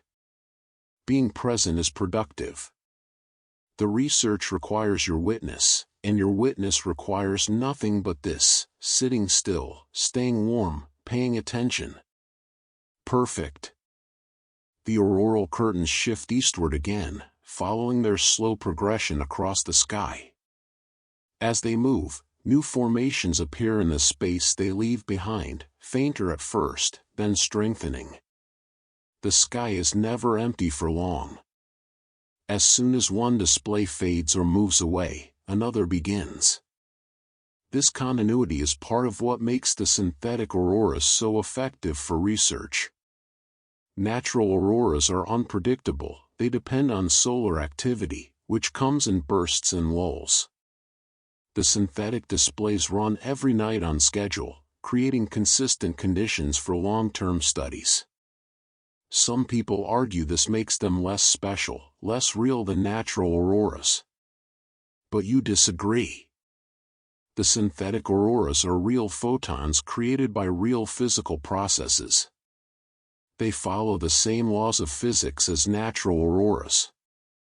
The only difference is the source of the charged particles, satellites instead of the sun. And in being controllable, they allow for science that wouldn't otherwise be possible. You can vary the particle energy systematically, testing how different conditions affect the displays. You can create patterns impossible in nature, exploring parameter spaces the sun never reaches. Art through science. Beauty through understanding. Control that creates rather than diminishes wonder. Your eyelids grow slightly heavy, not with sleep, but with the deep relaxation that precedes it. You're not tired, not really, but your body is so comfortable, so at ease, that sleep would be easy if you chose it. But you don't choose it. Not yet. The night is still young, and the auroras are still dancing. You want to watch longer, to sink deeper into this state of peaceful attention. You take a slow, deep breath, filling your lungs completely, holding for a moment, releasing gradually. The breath brings fresh alertness without tension. Your eyelids lift. Your focus sharpens slightly. The auroral display seems to respond to your renewed attention, though of course it doesn't. It's doing what it was doing regardless of your perception. But there's something about bringing fresh attention to beauty that makes it seem to reveal more of itself. The colors appear more saturated now. The movements more fluid. The overall effect more cohesive, as if the scattered elements have organized into a unified composition. Perhaps this is what happens when you truly pay attention. The world doesn't change, but your perception of it deepens. You see more. Feel more. Understand more, though not in an intellectual way, in a direct, embodied way. The blanket continues its work, keeping you perfectly warm. The chair continues its work, keeping you perfectly comfortable. The station continues its work, keeping you perfectly safe. And you continue your work, the only work required, bearing witness to beauty. The universe puts on its show. You watch. Nothing more is needed. This simplicity is profound. This stillness is complete. Wrapped in warmth, you observe the dancing light, and you are content. The colors deepen. Time has become fluid. You're not sure exactly how long you've been watching, an hour? More? The console would tell you if you looked, but you don't look. The specific time doesn't matter. What matters is the deepening quality of the experience, the way observation gradually becomes something richer, more absorbing. The auroral display has shifted into a new phase. The gentle breathing pattern continues, but the baseline intensity has increased. What were delicate curtains an hour ago have become something more substantial, more present. The colors haven't just brightened, they've gained depth, saturation, a richness that makes them seem almost solid. The green, which was jade pale earlier, has deepened to emerald. Not darker exactly, but more concentrated, as if the light itself has become thicker, more substantial. It hangs in broad bands across the northern sky, vertical curtains that extend from about 30 degrees above the horizon to nearly overhead. Through and between the green, the violet has intensified as well. Earlier, it was threads, delicate tracery. Now it forms its own curtains, overlapping with the green but moving to slightly different rhythms. The two colors interweave like partners in a slow dance, sometimes harmonizing, sometimes contrasting. And along the edges, both the lower edges near the horizon and the upper edges approaching the zenith, new colors are emerging. The pink you noticed before has strengthened, forming distinct bands of rose gold light. And above everything, rarely but unmistakably, that deep red appears again, wine dark and mysterious. Four colors now, clearly visible, layered and interpenetrating. You're seeing the full vertical structure of the atmosphere made luminous, different altitudes glowing with different colors, creating a three-dimensional display that only appears two-dimensional from your ground-based perspective. Your eyes move slowly across the display, not fixing on any one point but letting your gaze drift, receiving rather than seeking. This is the key to aurora watching, you've learned. If you try too hard to look at something specific, you miss the peripheral movement, the overall pattern. But if you soften your focus, let your eyes rest in a middle distance, the whole display becomes visible at once. The curtains are moving more actively now. Not dramatically, this is still a gentle night, but with more complexity. Ripples pass through them, waves of brightness traveling from horizon to zenith. The curtains fold and unfold, creating temporary pleats and swirls that dissolve almost as soon as they form. Watching the movement is mesmerizing. Your brain tries to predict where the next ripple will travel, what pattern will emerge next, but the system is too complex. You can't predict it. You can only watch it unfold, moment by moment, surprise after surprise. This unpredictability is part of the appeal. The aurora never becomes boring because it never quite repeats itself. Even after months of watching, every night offers something new, some combination of colors or movements you haven't seen before, some moment of unexpected beauty. Tonight's moment comes as the curtains overhead begin to swirl. The motion is subtle at first, just a slight rotation in the ribbons of light, a gentle twist. But it strengthens, the swirl tightening, creating a loose spiral formation directly above you. Your breath catches. You've seen spirals before, but they're rare, and they always affect you this way, a sudden upwelling of wonder, a sense of witnessing something special. The spiral continues to develop, green and violet light rotating slowly around a darker center. It looks like a galaxy, you think. Like one of those beautiful deep space images from astronomical telescopes, showing spiral arms of stars and gas rotating around a galactic core. But this isn't light years away.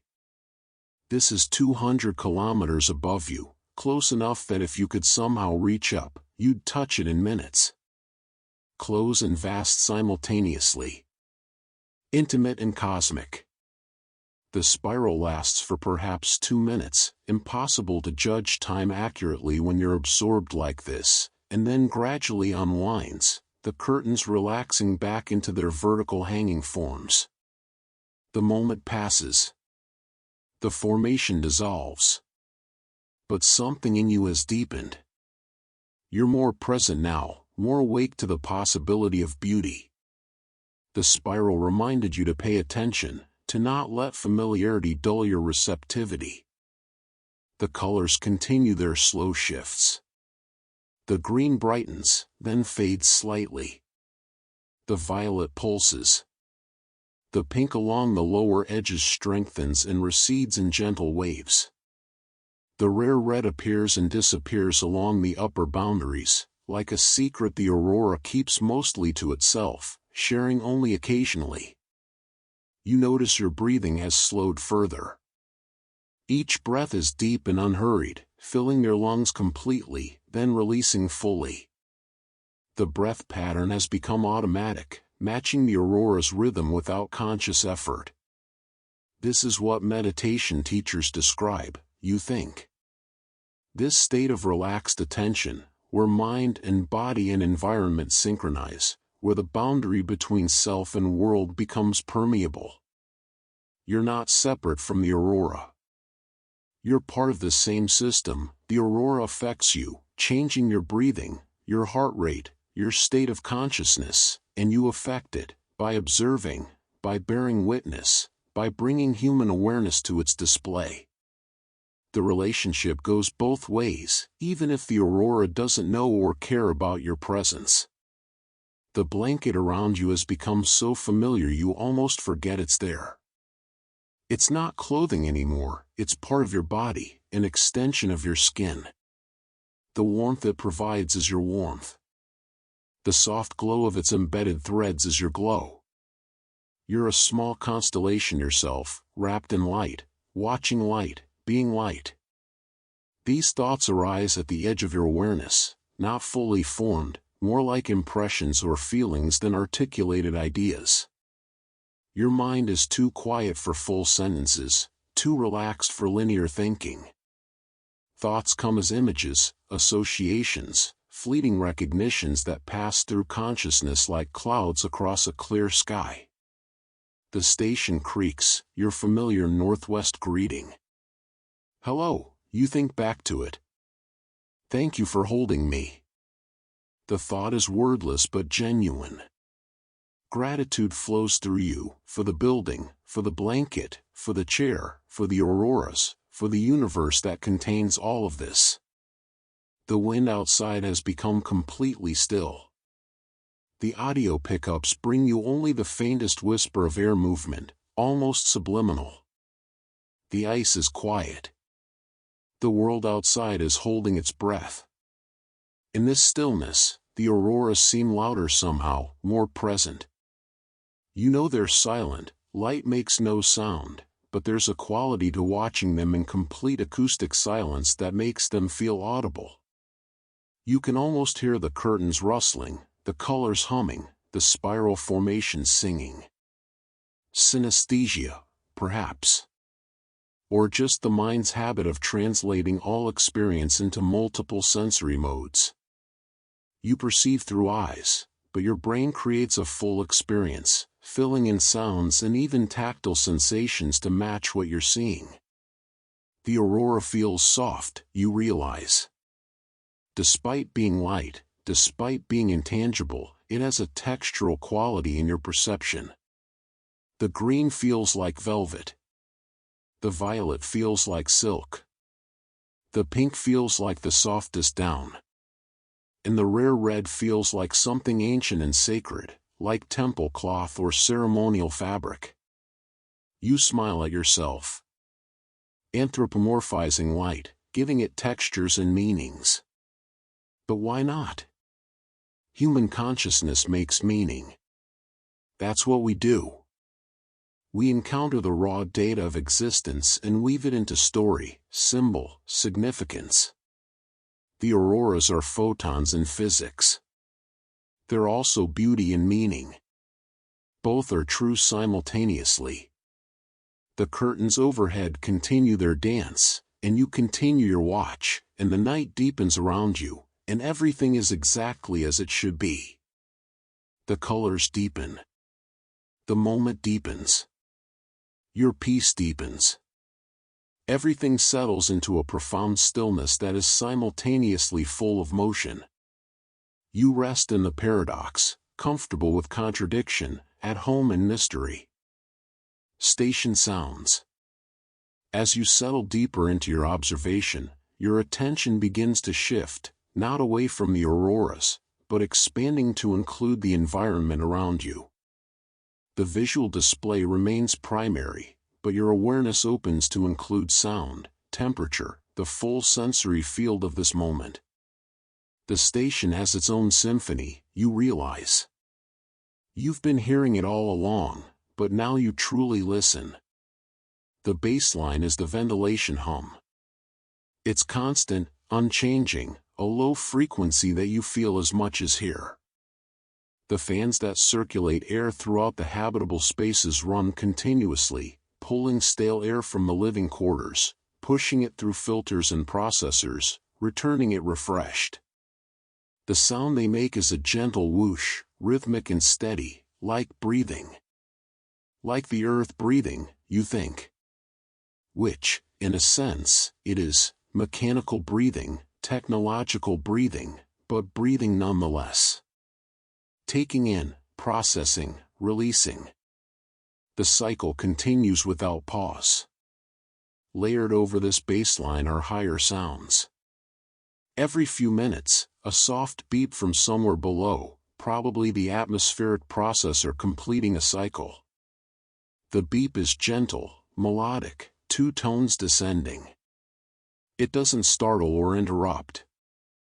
It simply marks time, a small reminder that systems are working, that the station is maintaining itself.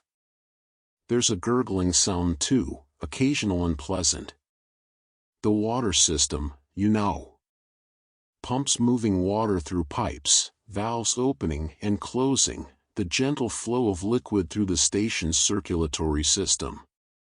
The sound rises and falls in volume, sometimes almost inaudible, sometimes quite distinct. You listen to it now, tracking the sound as it seems to move through the walls. Water flowing upward from the basement tanks, probably heading to the heating system. The radiators throughout the station use heated water to warm the air, a simple and reliable technology that's been used for centuries. The gurgling peaks, then fades. The water has reached its destination. Silence for a moment, and then a soft click, a valve closing. Another mark of time, another confirmation that everything is working as designed. The station speaks to you through these sounds. It tells you that air is flowing, water is moving, power is flowing through circuits, heat is spreading through radiators. All is well. All systems nominal. Rest easy. And you do. The sounds are comforting rather than disturbing. They're evidence of care, of maintenance, of the constant invisible work that keeps you alive and comfortable in this extreme environment. Above and around these mechanical sounds, the sounds from outside filter in through the external audio pickups. The wind has returned, gentle but present. It flows around the station's curves, finding different paths, creating different tones depending on where it makes contact. The wind against the dome creates the highest tones, a faint whistle as air moves across the curved surface. It's not constant, it comes and goes as wind speed varies. When it's present, it adds a top note to the station's symphony, a breathy flute-like sound that hovers at the edge of hearing.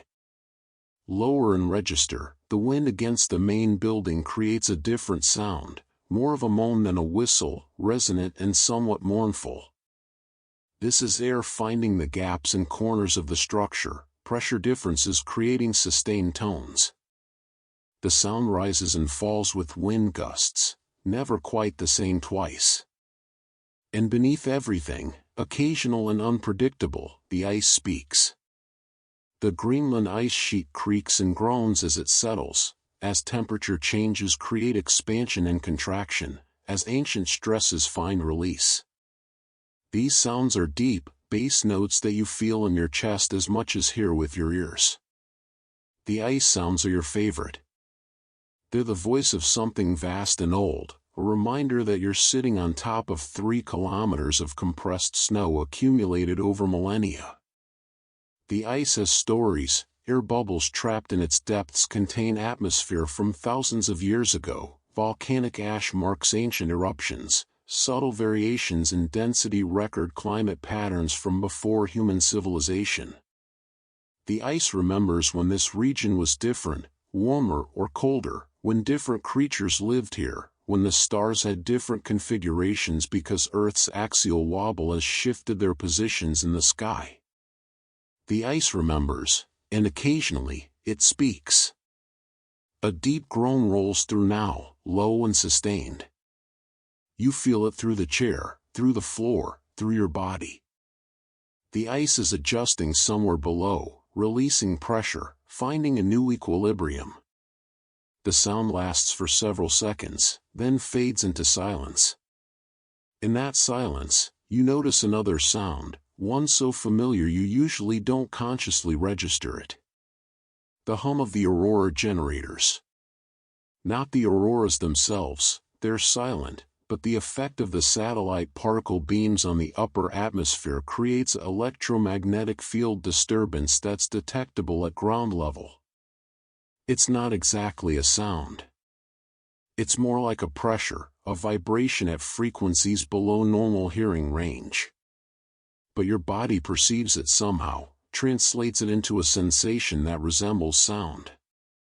A deep, subsonic throb that pulses with the aurora's breathing rhythm. Some people find this sensation unsettling. During your training, one of your fellow candidates couldn't tolerate it. The constant subsonic stimulation made her anxious, gave her headaches. She washed out of the program, assigned to a different posting. But you find it centering. The throb feels like a heartbeat, like the pulse of something alive and vast. It's a reminder that you're not just watching the auroras, you're inside them, in a sense. The electromagnetic effects extend downward, reaching ground level, touching you. You're bathed in the aurora's field, permeated by it. There's no boundary between observer and observed. You're part of the phenomenon you're studying. The station creaks again, a different sound this time, coming from the eastern side. The solar panels, you think, though they're not generating power. They're mounted on the eastern wall, and temperature changes make them expand and contract, creating small sounds as metal flexes. Everything expands and contracts. Materials breathe in their own way, responding to temperature, humidity, pressure. Nothing is truly static. Everything moves, if only microscopically. The universe is motion. Stillness is illusion. Even the most solid-seeming objects are assemblies of atoms vibrating, electrons orbiting, fields fluctuating. Everything dances, everything flows. You can hear this flow in the station's sounds. Each creak and groan is evidence of change, of adjustment, of the constant rebalancing that maintains equilibrium. The ventilation hum continues, steady and reliable. The water gurgles occasionally, marking its progress through pipes. The wind outside moans and whistles. The ice groans from below. The Aurora generators pulse their subsonic rhythm. Together, these sounds create an acoustic environment that's complex but not chaotic, varied but not random. There's a pattern to it, a musical quality. Not music in the traditional sense, there's no melody, no harmony, no rhythm you could dance to. But there's an aesthetic coherence, a rightness to the combination of sounds. This is what natural soundscapes sound like, you realize. Forests, oceans, deserts, each has its characteristic sound profile, its particular combination of elements that creates a recognizable acoustic signature. And the station, despite being artificial, has achieved something similar. It sounds like itself, distinct and identifiable. If you were transported here blindfolded, you would know where you were from the sounds alone. The particular hum of these ventilation fans, the specific creak of these support pillars, the distinctive moan of wind around this structure. This is home. These sounds are the sounds of home. The realization brings a wave of warmth that has nothing to do with the blanket or the heated chair.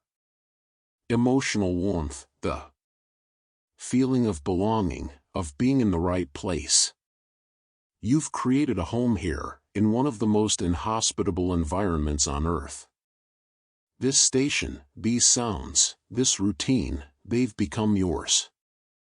They hold you, shelter you, allow you to thrive. Above, the auroras continue their dance, silent and beautiful. Below, the station continues its symphony, gentle and constant. You rest between them, held by both, at peace with both. The sounds flow around you and through you, and you listen, and you're grateful. Memory and solitude. The auroras pulse above you in their steady rhythm, and your mind, relaxed and quiet, begins to drift. Not away from the present moment, you remain aware of where you are, of the light show overhead, of the warmth surrounding you, but deeper into it, into the fullness of this experience and how you came to be here. Memory rises like a gentle tide. You remember the interview at the Oslo Research Center, 18 months ago. The selection committee had been skeptical, you recall. You were young for a solo posting, only 32, and your previous research experience had all been collaborative, working in teams. Could you handle 6 months alone? You'd answered honestly. You didn't know for certain, you'd said, but you wanted to try. You'd explained your need for quiet, for space to think without constant social demands. You'd described sitting by your grandmother's pond as a child, how you'd found peace in solitary observation even then. The committee had given you psychological evaluations, scenario tests, isolation simulations. You'd passed them all, though some days you wondered if you'd passed because you were genuinely suited for solitude or because you were good at convincing people you were. The first month here had been hard. Harder than you'd expected. The station felt too large when you were the only person in it. The silence felt oppressive rather than peaceful. You'd catch yourself talking aloud just to hear a human voice, even if it was only your own. You'd video called your sister nearly every day during those first weeks, desperate for connection. Ella had been patient, listening to you describe the difficulty without judgment. "Give it time," she'd said. "You're adjusting to something completely different. Of course it's hard." She was right, as usual. Somewhere around week 5 or 6, something shifted. You stopped fighting the solitude and started inhabiting it. The station stopped feeling too large and started feeling appropriately sized. The silence stopped being oppressive and became restful. You learned your own rhythms, when you felt most alert, when you needed to sleep, when you wanted to cook elaborate meals, and when you wanted simple food. You learned what your mind did when it wasn't constantly responding to external demands. You learned what you actually thought and felt, separate from the influence of others' opinions and expectations. It was like meeting yourself for the first time. Or maybe re-meeting yourself, reconnecting with the person you'd been before you learned to perform socially, to be who others needed you to be. Here, alone, you could drop all performance. You could be entirely, authentically yourself. And yourself, it turned out, was someone who loved quiet, routine, simplicity, and beauty. Someone who could be content with very little social interaction. Someone who found fulfillment in patient observation. Not everyone would find that fulfilling. Most people wouldn't. But you did, and that was what mattered. You think about your friends in Stockholm, the ones who'd been shocked when you'd accepted this posting. 6 months alone? In the Arctic? Are you insane? They'd organized a farewell party, half celebration and half intervention, trying one last time to convince you to turn it down. You wonder what they'd think if they could see you now. Would they still think you were making a mistake? Would they understand the contentment you feel, wrapped in your glowing blanket, watching synthetic light dance across a polar sky? Probably not. They're good people, but their needs are different from yours. They need social stimulation, variety, the energy of cities. Being alone would feel like deprivation to them. The midnight cascade. The clock in the console's corner reads 23:47. Almost midnight. True midnight, not the arbitrary social construct, but the moment when the night is perfectly bisected, halfway between yesterday's sunset and tomorrow's sunrise. Though here, in the Arctic winter, those markers don't quite apply. The sun set weeks ago and won't rise for weeks more. There's only night, continuous and complete, measured not by the sun's position but by the clock's arbitrary divisions of time. Still, midnight feels significant. It always has, in human culture. The witching hour. The dead of night. The moment of maximum darkness, maximum possibility, when the world is most fully itself without the sun's interference. You watch the console numbers change, 23:48, 23:49, 23:50. Your breathing continues its slow rhythm, matched to the aurora's pulse. You're not waiting for anything particular to happen at midnight. The auroras don't observe human timekeeping, but there's a quality of attention that comes with approaching a threshold, even an arbitrary one. 23:51, 23:52. Above, the display continues its dance, seemingly unchanged. But you've learned to notice subtle shifts, gradual buildups. The intensity has been increasing over the past half hour, so gradually you almost didn't notice. The baseline brightness is higher. The color saturation is deeper. The movements are slightly more active, slightly more complex. Something is building. 2353, 2354. The satellite controllers often program special sequences for midnight, you know. Nothing dramatic, just subtle increases in particle flux, small variations in beam energy, minor adjustments that create slightly more intense displays. A gift for the night observers, the people like you who are watching. 2355. The wind outside has faded to almost nothing again. The station is quiet except for its usual background symphony, ventilation, water, distant electronics. The stage is set, the audience attentive, the performance approaching its crescendo. 2356, 2357. You take a deep breath, filling your lungs completely, then releasing slowly. Preparing yourself, though for what you're not sure. Just a feeling that something is coming, some intensification, some revelation. 2358. The auroras brighten noticeably now. The green curtains that have been gently undulating throughout the evening suddenly gain new vividness, new presence. The violet threads intensify, becoming bands, becoming rivers of light flowing through the green. 2359. And then, as the clock ticks over to midnight, the midnight cascade begins. It starts at the zenith, a point of intense brightness forming directly overhead, white-hot, almost too bright to look at. From this point, rays begin to radiate outward, spreading like the spokes of a wheel, like the petals of a flower opening, like light flowing down an invisible dome that covers the sky. The rays are multiple colors, green predominant, but threaded with violet and pink and rare, precious red. They stream outward from the central point, reaching toward the horizon in all directions, creating a perfect corona formation that's more intense, more complete than any you've seen before tonight. Your breath catches. This is spectacular.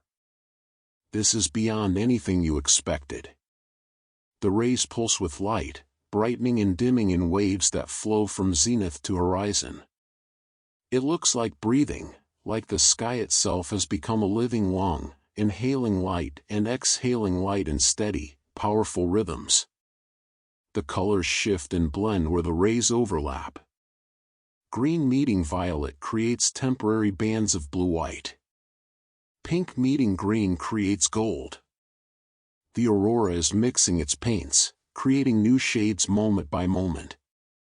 In the movement, the rays don't just sit there, static. They swirl slowly around the central point, rotating like a pinwheel, creating the illusion of motion toward you and away from you simultaneously. It's disorienting and mesmerizing. Your eyes don't quite know where to focus. Everything is movement, everything is light. The intensity continues to build. The central point grows brighter, the rays more vivid. The entire sky has become canvas for light, every direction filled with color and motion. There's nowhere you can look that isn't radiant. This is the cascade, the midnight gift. The moment when the satellite controllers push the systems to their maximum sustainable output, creating a display that's less about subtlety and more about sheer overwhelming beauty. And it is overwhelming. Your nervous system is flooded with input, your brain struggling to process the complexity of what you're seeing. It's almost too much. Almost more beauty than you can integrate. But you stay with it, breathing steadily, keeping your eyes soft, letting the experience wash over you rather than trying to grasp it. This isn't something to understand or analyze. This is something to surrender to. The cascade lasts for what feels like both seconds and hours. Time becomes meaningless again in the face of such intensity. The rays swirl and pulse, the colors shift and blend, the brightness waxes and wanes in great waves that you feel in your chest, in your breath, in your heartbeat. You're not just watching the aurora now. You're inside it, part of it, consumed by it. The boundary between observer and observed has dissolved completely. There's just this, light, color, movement, presence. Your heart rate has increased, not anxiously, but with exhilaration. Your pupils are dilated, drinking in every photon. Your breath comes quicker, matching the rapid pulse of the display. Your body is aroused in the most innocent sense, awakened, activated, fully alive to the moment. This is why you're here. For moments like this. For beauty so intense it dissolves the self, creates a direct experience of wonder that's pre-linguistic, precognitive, pure and immediate. And then, gradually, the cascade begins to ease. The central point dims slightly. The rays lose some of their intensity. The swirling slows. The sky begins to release you from its overwhelming embrace. The colors remain rich. This isn't a return to the quiet baseline of earlier in the evening. But the intensity moderates, becoming something sustainable again, something you can watch without being overwhelmed. Your breathing slows, returning to its earlier rhythm. Your heart rate settles. Your nervous system transitions from high arousal back to peaceful alertness. You feel like you've been through something. Not just watched something, but experienced something transformative. Your body is slightly tired, slightly wrung out, in the good way that comes after intense positive experience. You check the console. It's 0:07. The cascade lasted 7 minutes, though it felt both longer and shorter. Time is elastic around beauty. The aurora continues now on a slightly more subdued but still rich display. Broad curtains have reformed, hanging across the northern sky, pulsing gently with deep green and strong violet. The corona formation has dissolved, but its memory remains, like an afterimage burned into perception. You settle deeper into your chair, pulling the blanket more closely around yourself. You feel grateful, almost tearful, though no tears actually come. Just the emotion behind them, the overwhelming sense of having received a gift, having witnessed something precious. This is what you'll remember from tonight. Not the earlier gentle displays, beautiful as they were, but this, the midnight cascade, the moment when the sky opened itself completely and poured light into your waiting eyes. You take a sip from your water bottle, your throat slightly dry. The water is cool and perfect, grounding you back in your body, in the present moment. The station creaks around you, familiar sounds, comforting sounds. You're safe here, held here, allowed to witness here. The universe has put on a show, and you are here to see it. That's enough. That's everything.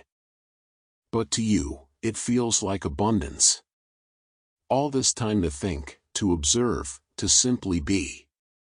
All this space, literal and psychological, to expand into. All this silence in which to hear your own thoughts clearly. You're not lonely. That's the realization that surprised you most. You'd expected loneliness, had prepared for it, had strategies for combating it. But it never came. Instead, you found something you hadn't expected, solitude without loneliness. Aloneness is richness rather than lack. The difference, you've come to understand, is choice. Loneliness is wanting connection and not having it. Solitude is choosing aloneness because it nourishes you. They look similar from the outside but feel completely different from the inside. You chose this. You continue choosing it, every day. And the choice makes all the difference. Your mind drifts to your parents. Your mother had been worried, naturally. What if something happens? What if you get sick, or injured? Who would help you? You'd explain the robust medical supplies, the emergency protocols, the fact that you could have a rescue helicopter here in less than 4 hours if needed. The statistics showed you were actually safer here than living in Stockholm. No traffic accidents, no crime, no infectious diseases. Your father had been more philosophical. If this is what you need, then do it, he'd said simply. He'd always understood your temperamental need for quiet. He was similar himself, an accountant who'd worked from home for decades, happiest when left alone with his spreadsheets and financial models. Some people are meant for crowds, he'd told you before you left. Others are meant for open spaces. Neither is better. They're just different. The auroras overhead shift their configuration, pulling your attention fully back to the present. The curtains have spread wider, covering more of the sky, stretching from northern horizon to well past the zenith. You're surrounded by light now, embraced by it. This is what you came for. This gift of beauty, night after night, reliably present. The natural world doesn't offer reliability, weather changes, clouds obscure, conditions vary unpredictably. But here, the synthetic auroras dance every evening, a known quantity that's nevertheless never boring. Some critics say that makes them less valuable than natural phenomena. But you disagree. Reliability doesn't diminish beauty. The sun rises every morning, utterly predictable, and it's still beautiful every time. The auroras are your sunrise, you realize. Your daily, nightly, reminder that the world is full of wonder, that beauty exists, that there are things worth paying attention to. You remember your grandmother, the one who owned the pond you used to sit beside. She died when you were 15, but you still carry her with you, her patience, her ability to find joy in simple things, her comfort with silence. People talk too much, she used to say. They fill up all the quiet with noise, and then they wonder why they can't hear themselves think. She would have loved this posting, you think. She would have understood exactly why you chose it. You like to imagine her here with you sometimes, sitting in a chair beside yours, watching the auroras in companionable silence. What would she say about the display tonight? Probably nothing. She'd just smile, that small, satisfied smile she had when something pleased her. That smile that said, "This is good. This is right. This is enough." The memory makes you smile now, here in your chair under the dancing lights. Yes, grandmother. This is enough. More than enough. This is abundance. The wind outside picks up slightly, adding its voice to the station's symphony. The sound grounds you in the present even as your mind drifts through memory. Past and present interpenetrate, neither one more real than the other. You're here now, in January 2026, watching synthetic auroras from a research station on the Greenland ice sheet. And you're also there then, age 8, sitting by your grandmother's pond, watching dragonflies in the summer sun. Both moments are real. Both moments are you. Time is strange. Memory makes the past present. Imagination makes the future present. Only the present is actually present, but it contains everything, all that was, all that will be, folded into the eternal now. Heavy thoughts, maybe too heavy. Your mind is drifting toward philosophy, toward abstraction. You let the thoughts come and go, not holding them, not developing them. just noticing them, like noticing clouds passing across the sky. The auroras pulse brighter, another peak in their breathing cycle. The green and violet intensify, colors deepening, light strengthening. Your attention returns fully to the visual, and the memories recede. You're here. Now. Watching. Present. And that's exactly where you want to be. Second cup. The intensity of the midnight cascade has left you feeling pleasantly wrung out, your nervous system cycling back down from its peak of arousal. Your body knows what it needs, warmth from within, something to mark the transition, a small ritual to honor what you've just witnessed. Time for a second cup of hot chocolate. You shift in your chair, preparing to stand. The blanket falls away from your shoulders as you sit up fully, and immediately you feel the cooler air of the deck against your arms. Not cold, the temperature is still maintained at a comfortable 20 degrees Celsius, but noticeably cooler than the microclimate the blanket had created. You fold the blanket carefully over the chair's arm, its glowing threads still pulsing softly. It will be here waiting when you return. Everything will be here waiting. The station is patient, the auroras are reliable, the night is long. Standing feels strange after so long sitting. Your legs are slightly stiff, your balance momentarily uncertain. You stretch slowly, extending your arms over your head, feeling your spine lengthen, your shoulders release. Small pops and creaks from joints finding new positions. Your body thanks you for the movement. You roll your neck gently, loosening muscles that have been still for over an hour. The movement feels good, necessary. The body needs both stillness and motion, both rest and activity. You've had the stillness, now a few minutes of gentle movement will feel restorative. Looking up through the dome one more time before descending, you see the auroras have settled into their post-cascade configuration. The display is still rich, broad curtains of green and violet hanging across the northern sky, but the frenetic energy of midnight has passed. The aurora is resting too, in its way. Catching its breath. You turn toward the stairwell, your slippers silent on the deck's floor. The amber lighting along the baseboards creates pools of warm glow that guide your path. Everything is soft, gentle, designed for comfort even in the middle of the night. Descending the spiral stairs, you trail your hand along the wooden railing. The grain is smooth under your palm, warm from the station's ambient temperature. The wood is real, harvested from sustainable forests in Norway, shipped here at considerable expense because someone on the design team understood that humans need natural materials, need texture and warmth that only organic things provide. You're grateful for that someone, whoever they were.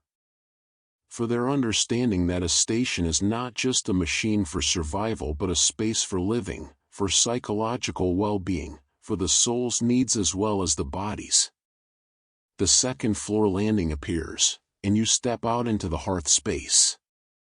The kitchen is as you left it, clean, organized, waiting. The lights brighten automatically as you enter, recognizing your presence, adjusting to a level that's bright enough to work by but not so bright as to jar your night-adjusted eyes. Moving to the galley feels like returning to a familiar dance.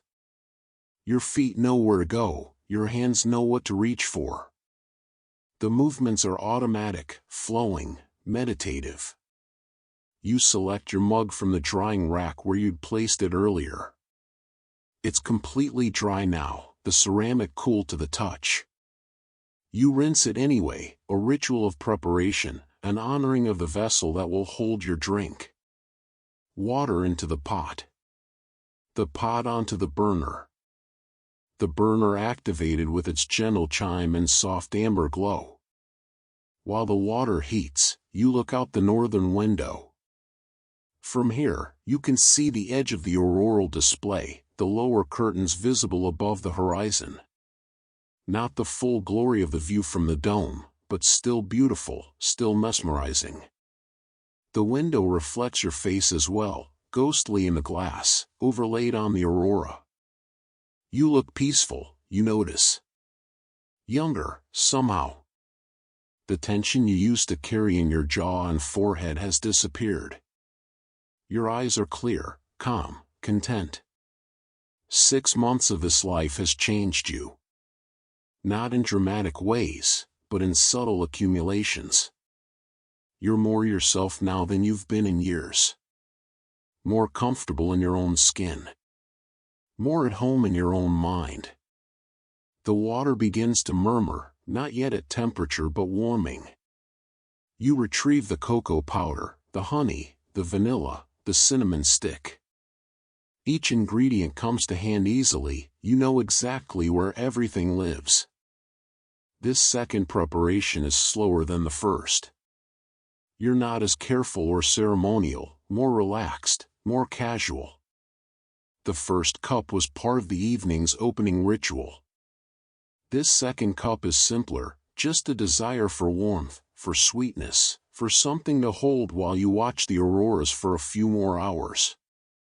The water reaches temperature. You drop in the cinnamon stick, let it steep for 30 seconds, remove it. The spice scent fills the galley, warm and homey. Pour the water into the mug. Watch it bloom the cocoa powder. Stir slowly, incorporating the powder fully. Add honey, a little more this time, a bit of extra sweetness for the deep night. Add cream, watching the color lighten. 3 drops of vanilla. The smell rising from the mug is wonderful, rich, sweet, spiced, comforting. You hold the mug close to your face, letting the steam warm your cheeks, breathing in the scent deeply. This is good. This is exactly right. You take your first sip standing right there in the galley. The chocolate is hot but drinkable, the flavors perfectly balanced. The warmth spreads through your chest immediately, radiating outward. For a moment, you consider making something to eat. It's been hours since dinner, and your body might appreciate food. But you're not hungry, not really. The chocolate will be enough. Your body is content, not demanding anything more than what it already has. You lean against the counter, mug cradled in both hands, and look out at the aurora fragments visible through the window. The colors pulse gently, steadily, that same breathing rhythm that's been present all evening. The station creaks around you, your familiar sounds, your mechanical lullaby. All is well. All systems nominal. All needs met. You think about the cascade you witnessed at midnight. Already, memory is transforming it, making it slightly more vivid, slightly more dramatic than it actually was. This is what memory does, it enhances, emphasizes, creates significance. By tomorrow, the cascade will have become legendary in your mind, a peak experience that will grow in meaning the more you reflect on it. But that's okay. Memory is allowed to transform experience. It's part of how humans make meaning, how we integrate moments into narrative, how we build the story of our lives. Tonight's story will include the midnight cascade. We'll lead up to it, maybe. The quiet beginning, the gradual intensification, the building anticipation, and then, the cascade. The moment of overwhelming beauty, the gift of light. A good story. A true story, even if memory enhances certain details. You take another long swallow of chocolate, draining about half the mug. The sweetness lingers pleasantly on your tongue. Your body is warming from within now, the cold of standing and walking dissipating as the hot liquid does its work. Time to return upstairs. The auroras are waiting. The chair is waiting. The blanket is waiting. You're ready to settle back in, to watch for a few more hours before sleep finally calls. The night is still young, or old, depending on perspective. Either way, there's time. There's always time. With your mug warm in your hands, you move back toward the stairwell, toward the ascending path that leads to light and sky and wonder. The second cup is as perfect as the first. Maybe more perfect, because it's simpler, less ceremonial. Just warmth and sweetness and the pure pleasure of a good drink on a cold night. Simple things. Simple joys. This is what contentment is made of. Communications check. Back in the observation chair, wrapped once again in your glowing blanket, you're settling back into watching position when the console chimes, a different tone than usual. Higher, more insistent. The communications alert. It's not alarming. Communications checks happen regularly, part of the protocol for remote stations. But the timing surprises you. Usually they come during the day shift, when personnel at the mainland centers are at their desks. A midnight call is unusual. You reach for the console, tapping the communications icon. The screen shifts to show an incoming message indicator. Audio only, not video. Video bandwidth is reserved for emergencies or scheduled calls. This is just a check-in. You accept the connection. There's a moment of static, the sound of data traveling through relay satellites, bouncing between your station and the communication hub in Svalbard, then onward to mission control in Tromsø.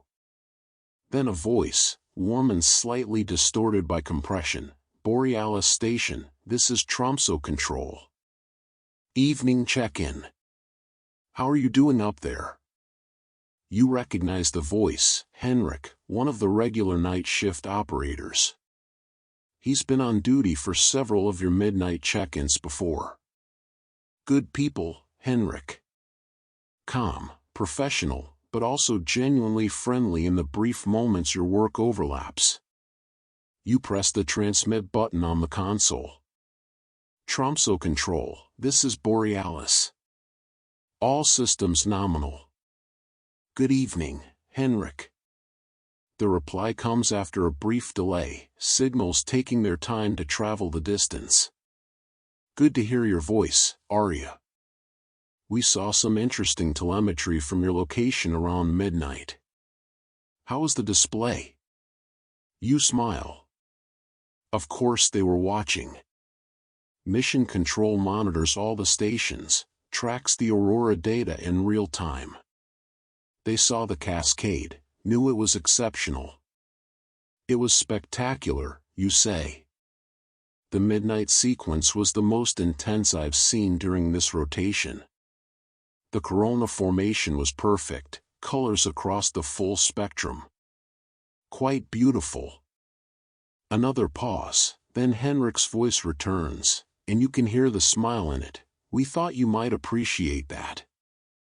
The programming team has been working on midnight sequences for the winter season. Sounds like they got it right. They definitely did. Please pass my compliments to the programmers. It was. You pause, searching for words that feel adequate. It was exactly what I needed to see tonight. Will do. How are you holding up personally? 5 months in, 1 to go. Everything still feeling manageable? It's a required question, part of the psychological monitoring that accompanies solo postings. But Henrik asks it in a way that doesn't feel like checking boxes. He genuinely wants to know. I'm doing well, you say honestly. Better than expected, really. The isolation is agreeing with me. I'm content here. The pause is slightly longer this time, and you wonder if Henrik is surprised by your answer, or perhaps noting it in his log for the psychologists to review. That's good to hear. Some people struggle with the darkness this time of year, but it sounds like you're finding your rhythm. His voice is warm, reassuring. Is there anything you need? Any concerns or requests? You think for a moment. Is there anything you need? The supply drop came 3 days ago, restocked everything. The station systems are all functioning perfectly. You have food, water, warmth, meaningful work. The auroras appear every night like clockwork. No concerns, you say. Everything here is exactly as it should be. Excellent. We'll let you get back to observing, then. The aurora forecast shows strong activity for the next several hours. Should be a good night for data collection. Understood. Thank you for checking in, Henrik. Our pleasure. Stay warm up there. Tromso control out. The connection closes with a soft click, and silence returns. The brief human contact fades, leaving you alone again with the station's mechanical symphony and the visual glory overhead. You realize the exchange has left you feeling something. Not lonely, you're not lonely. But aware, perhaps, of the fact that there are other humans out there, living their lives, working their shifts, thinking about you occasionally. It's oddly comforting. You chose solitude, and you love it. But knowing that you're not forgotten, that there are people who care whether you're okay, that someone is watching the data you collect and finding it valuable, that matters. You're alone but not abandoned. Isolated but not invisible. Solitary but still connected to the larger human project. The balance feels right. You take a sip of your chocolate, still warm, still perfect, and settle deeper into the chair. Above, the auroras continue their dance, indifferent to human communications, to Henrik's voice, to the entire infrastructure of technology and care that makes your presence here possible. The aurora doesn't know you're watching. It doesn't know you exist. It's just light, just physics, just particles and photons following natural laws. And yet, you're part of the system too. Your observations matter. The data you collect will contribute to research, to understanding, to humanity's ongoing project of comprehending its world. You're a node in a network, you realize. One small point in a vast web of connection, satellites and control centers, programmers and analysts, Henrik in his operations room, the psychologists reviewing logs, the scientists who will eventually study your data. All of you working together, even though you're separated by hundreds or thousands of kilometers. All of you connected by purpose, by curiosity, by the shared human impulse to understand and document and preserve. The thought is profound without being heavy. You hold it lightly, let it drift through your awareness like the aurora colors drift through the sky. You're not as alone as you feel. None of us are, really. We're all embedded in systems of care and connection, even when we can't see them directly. The console has returned to its normal display, data streams, system monitors, timestamps. The communication was brief, but it accomplished its purpose. You're checked in. Your well-being is confirmed. The human network knows you're okay. And you are okay. More than okay. Thriving, actually, in this strange and beautiful place. You raise your mug slightly, a small toast to Henrik, to Mission Control, to everyone who makes this possible. Then you drink, the chocolate sweet and warming, and you return your attention to the sky. The auroras pulse above you, painting the darkness with light, and you bear witness, and all is well. Deep observation. The communication check has left you feeling quietly energized, not in a way that disrupts your peace, but in a way that deepens it. The brief human contact has somehow made your solitude richer, more chosen, more intentional. You're here because you want to be here. And out there, people support that choice. It's the best of both worlds, independence without abandonment, solitude without isolation. With this settled feeling, you return fully to observation. Not the casual watching of earlier, though that was valuable too, but something deeper, more committed. Deep observation, the kind that requires complete presence, complete surrender of agenda. You set your mug down on the armrest and adjust your position in the chair, reclining it further back so you're almost horizontal. The footrest extends automatically, supporting your legs completely. The blanket you pull up to your chin, cocooning yourself, leaving only your face exposed to the slightly cool air. Your hands fold on your stomach beneath the blanket. Your breathing slows and deepens. Your eyes soften their focus, taking in the whole dome of sky rather than tracking specific features. This is the practice. This is the discipline. Not doing, but allowing. Not seeking, but receiving. The auroras fill your vision, curtains and bands of light stretching across the darkness, moving with their patient, endless rhythm. Green predominates, that rich emerald shade that comes from oxygen emissions at altitude. Violet threads through it, molecular nitrogen adding complexity. Occasional hints of pink and red appear and disappear along the edges. But you're not cataloging colors anymore, not analyzing wavelengths or atmospheric processes. That's for the instruments to do, for the scientist part of your mind to handle during other moments. Right now, you're just present. The aurora moves, and you move with it. When the curtains brighten, your awareness brightens. When they dim, your awareness dims. When they ripple, something in you ripples too. The boundary between inner and outer becomes permeable. This is what the mystics talk about, you think distantly. Union. Non-separation. The dissolution of the subject-object divide. Not that you become the aurora, you remain yourself, but the hard boundary that usually defines where you end and the world begins, softens. Becomes negotiable.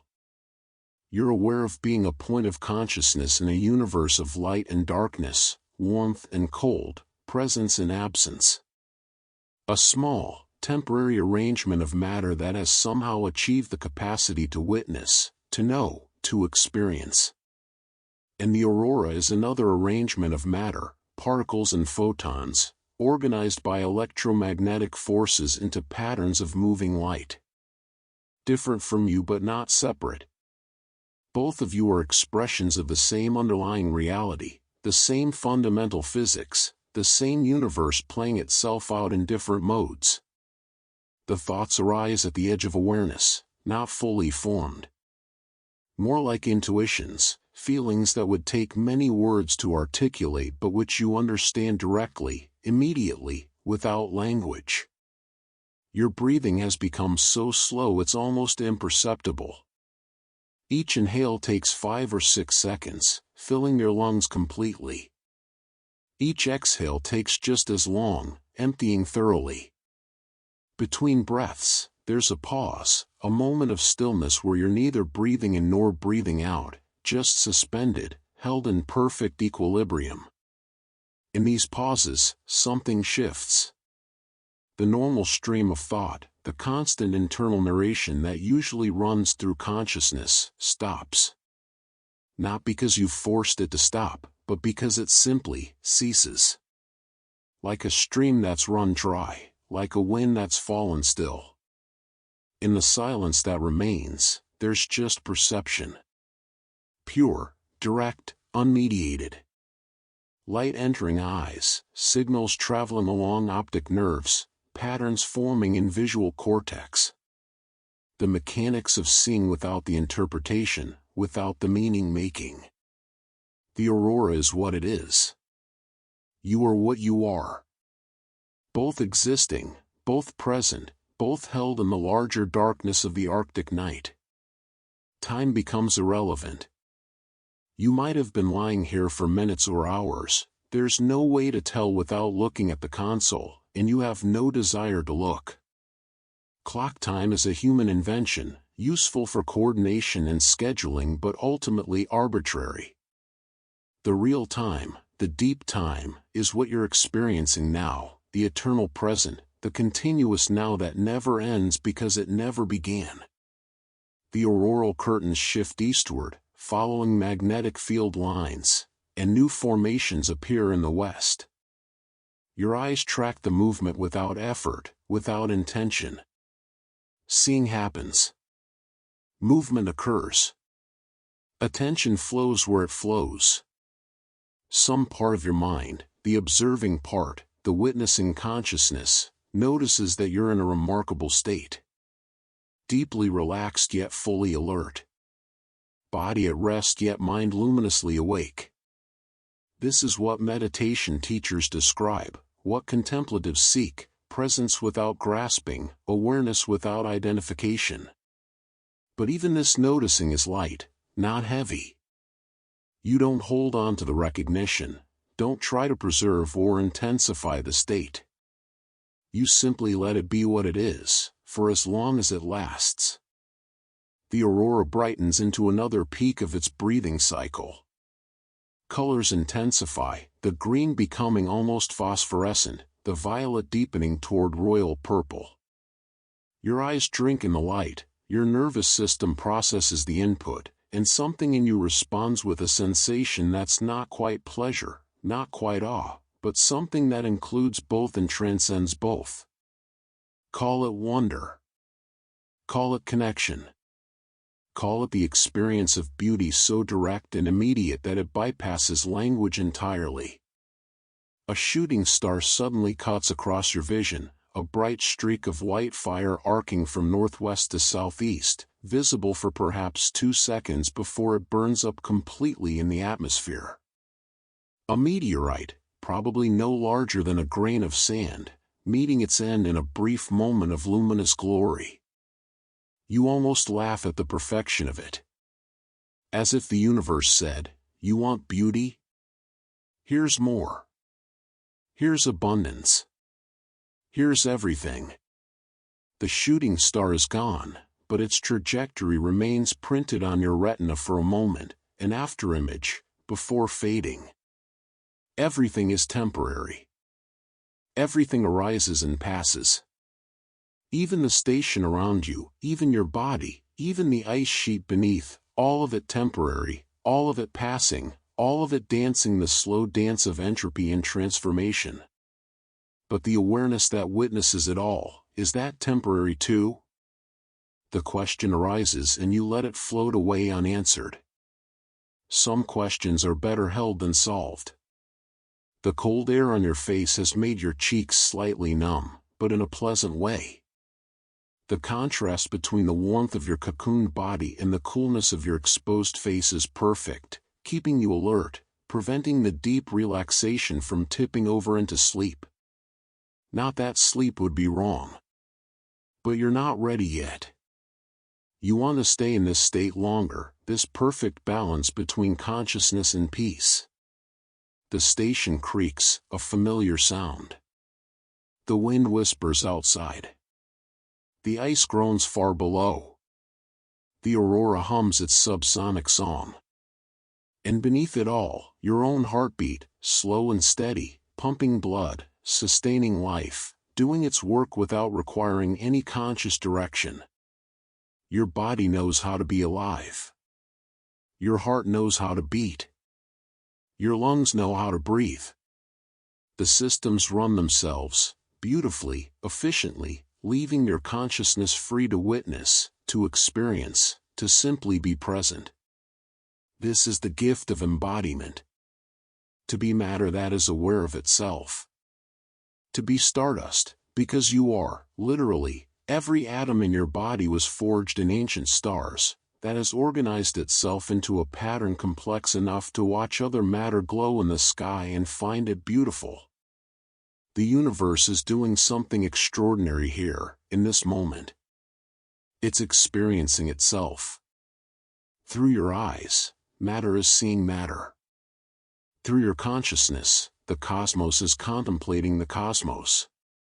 Heavy thoughts, mystical thoughts. But they don't feel heavy. They feel light, obvious, simply true. You let them drift past like clouds, like the aurora patterns themselves. Nothing to hold on to, nothing to claim as special insight. Just thoughts arising in consciousness, the mind doing what minds do, trying to make sense, create meaning, understand. The aurora continues its display, indifferent to your philosophizing. It was here before you arrived, will be here after you leave, performing its nightly dance regardless of observation. And yet, there's something in you that wants to believe your presence matters, that witnessing is not a passive act but a participatory one. Maybe it does matter. Maybe consciousness, anywhere, adds something to the universe. Not in a magical sense, but in the simple sense that awareness is a real phenomenon, attention is a real force, and where we place our attention, we create meaning, we generate significance. You're making this aurora meaningful by watching it. Not objectively, it has no objective meaning, it's just physics, but subjectively, personally, humanly. And subjective meaning is still real. It exists. It matters. Your attention is a gift you're giving to the aurora, even if the aurora doesn't know or care. And the aurora is giving you its beauty in return, even if it doesn't intend to. Gift economy of the universe, everything offering itself to everything else, whether recognized or not. The breathing rhythm continues, in you and in the light above. Expansion and contraction. Brightening and dimming. Systole and diastole. The fundamental pulse of existence, playing out in countless forms simultaneously. You are part of this pulse. Not separate from it, not observing it from outside, but embedded in it, expressing it, being it. The realization settles over you like the blanket, gently, warmly, completely. You are here. You are now. You are this moment of awareness, this point of presence, this instance of the universe knowing itself. And it's enough. It's everything. It's perfect exactly as it is. Deep observation continues. Time flows without moving. The present moment extends infinitely in all directions. Peace. Complete. Total. Absolute. The physics of peace. Gradually, gently, you emerge from the deepest state of observation. Not because something disturbs you, but because consciousness naturally moves through cycles, deep absorption followed by gentle return to ordinary awareness. Like waves on a shore, the mind ebbs and flows. You blink slowly, finding yourself still here, still in your chair, still wrapped in warmth. The auroras still dance overhead. Nothing has changed externally. Everything has changed internally. You feel refreshed in a way that sleep doesn't quite explain. Not that you've slept, you've been aware the entire time, present and observant. But there's a quality of rest that comes from deep presence, a restoration that happens when the mind finally stops its constant doing and simply exists. Your scientific mind reactivates slowly, pleasantly. You find yourself thinking about what just happened in neurological terms, and the thinking doesn't diminish the experience, it enhances it, adds another layer of appreciation. What you just experienced was likely a state of heightened parasympathetic activation combined with theta wave dominance in the brain. The deep relaxation, the slowed breathing, the sense of expanded awareness, all signs that your nervous system had shifted fully into rest mode while maintaining alertness. Meditation research would call this a flow state or possibly a light trance. The repetitive visual stimulus of the auroras, combined with controlled breathing and progressive relaxation, created conditions perfect for achieving altered states of consciousness. Not altered in the sense of drug-induced or pathological, but simply different. Outside the normal range of everyday awareness. Wider. Deeper. More directly perceptive. In the sense of boundary dissolution, the feeling of connection to everything, that's real too, in its way. The brain constructs the sense of a separate self through constant maintenance of boundaries, through tracking what's me versus not me.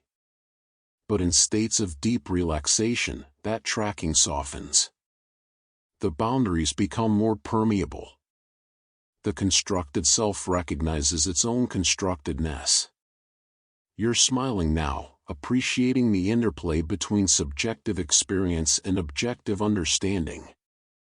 Both are real. Both are valuable. Neither invalidates the other. The mystic and the scientist in you don't have to fight. They can coexist, even collaborate. The scientist explains the mechanisms, the mystic experiences the meaning. Together, they create a fuller understanding than either could alone. The auroras above continue their display, and you watch them now with renewed attention, but different in quality from the deep observation of minutes ago. This is more active watching, more analytical, but still appreciative, still wonder-filled. You notice patterns you hadn't consciously registered before. The way the violet bands tend to appear at specific angles relative to the green curtains, not random, but following geometric rules based on how particles of different energies penetrate to different atmospheric depths. The way the brightness pulses correlate with slight changes in color temperature, the peaks are slightly blue shifted, the troughs slightly red shifted, exactly as Doppler effects would predict for moving luminous phenomena. The way the curtains preferentially form in certain regions of the sky, following the invisible lines of Earth's magnetic field, channeling charged particles along pathways determined by electromagnetic topology. Every observation confirms what you know intellectually: the aurora is pure physics, fully explainable, reducible to equations. There's no magic here except the magic of natural law, which is the deepest magic of all. And yet, knowing the physics doesn't make it less beautiful. Understanding the mechanism doesn't diminish the wonder. If anything, understanding enhances appreciation. You know not just that the aurora is beautiful, but why it's beautiful, how it achieves its effects, what's required for it to exist. The aurora is a collaboration between sun and earth, satellite and atmosphere, electromagnetic fields and atmospheric gases. It's technology and nature working together to create something that would be impossible for either to create alone. Like you realize. You're a collaboration too. Between genes and environment, nature and culture, physics and consciousness. You couldn't exist without countless systems working in harmony, biological, social, technological. You're not a solitary entity any more than the aurora is. You're a nexus, a meeting point, a place where multiple systems intersect and create something emergent, something greater than the sum of its parts. The thought is profound without being pretentious. It's simply true, as far as you can tell. Accurate to your experience and to your scientific understanding. Everything is systems within systems, patterns within patterns, order emerging from complexity at every scale. The universe is fractal, you think. Self-similar at all levels. The same principles operating at quantum scales and cosmic scales and every scale between. Stars swirling in galaxies look like electrons orbiting nuclei, look like weather patterns on Earth, look like aurora curtains in the sky. Everything dances. Everything flows. Everything is process, not object. Even you. Especially you. What you call self is not a thing but a process, a pattern of information sustained by constant metabolic activity, constant neural firing, constant renewal at every level. The atoms in your body are replaced over time. The cells die and are replaced.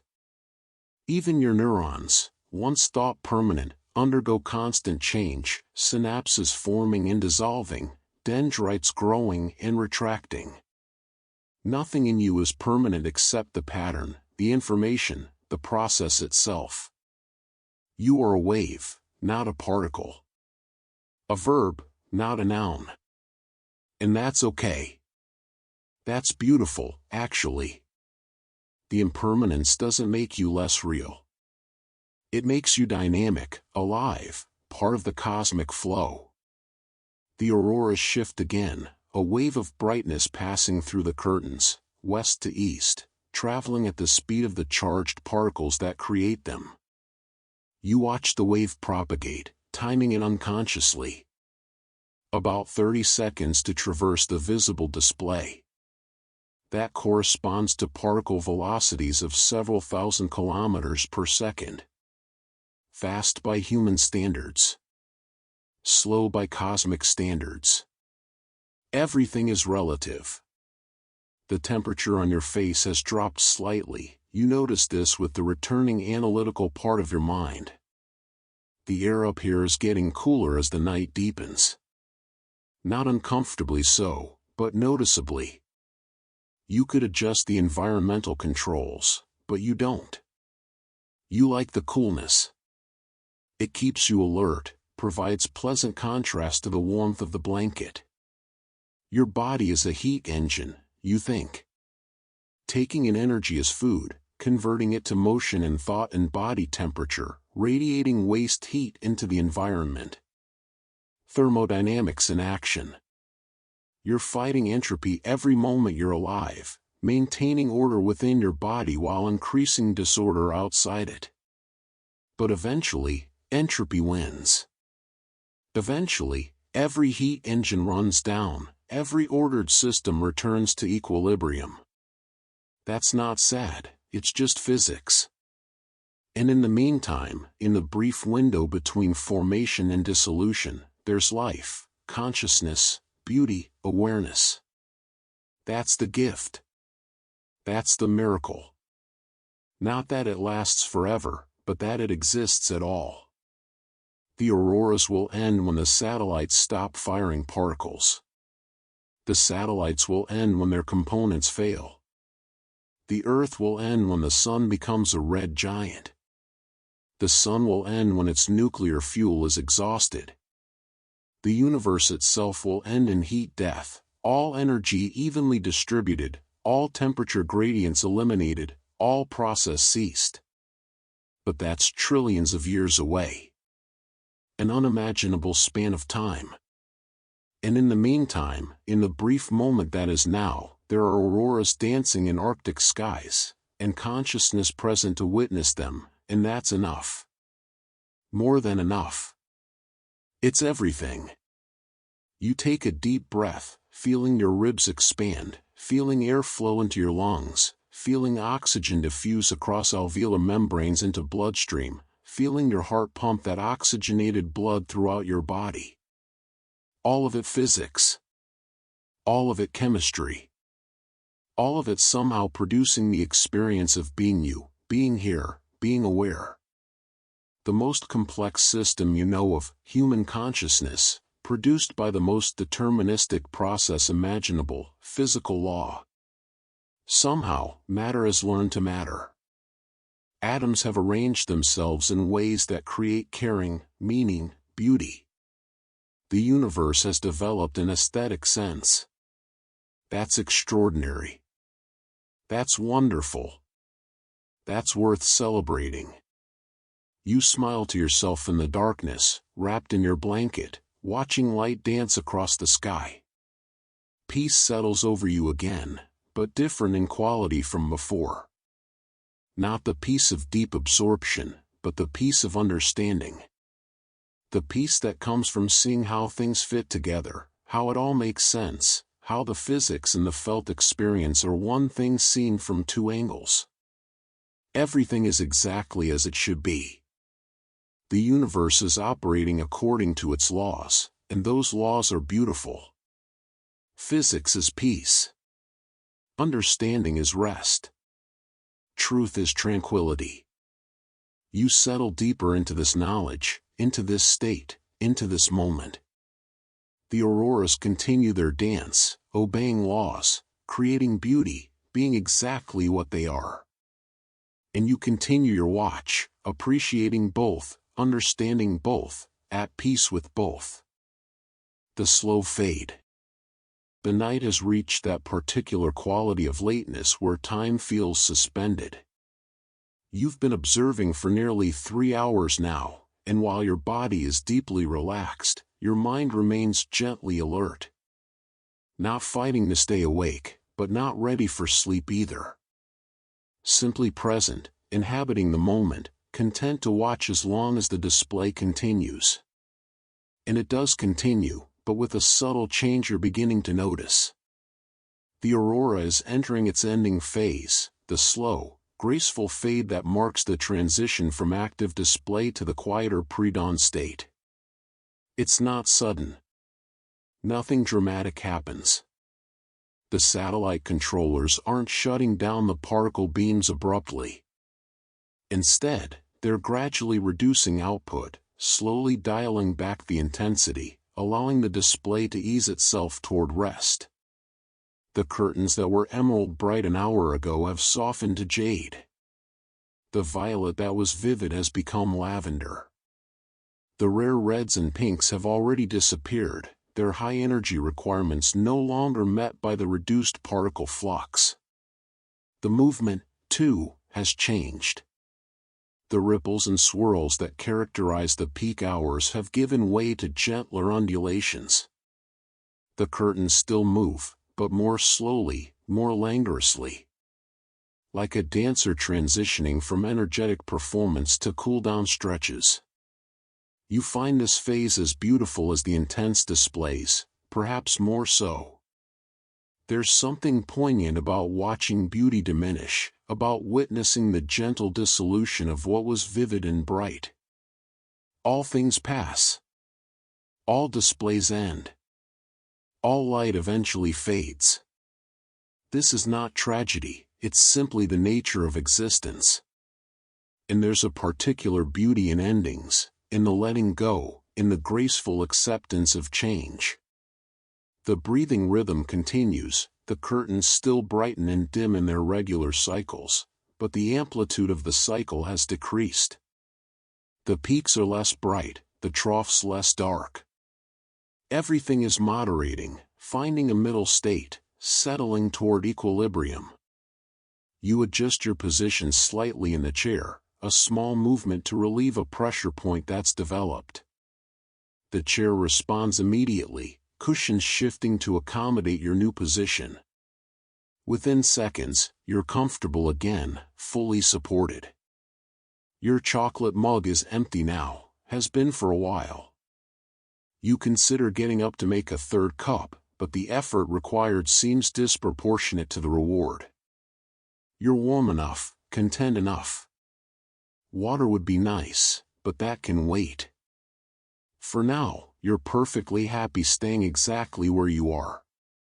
The blanket has become like a second skin, so familiar you barely notice it.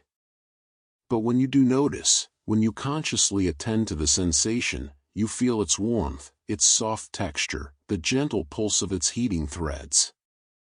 It's caring for you, this blanket.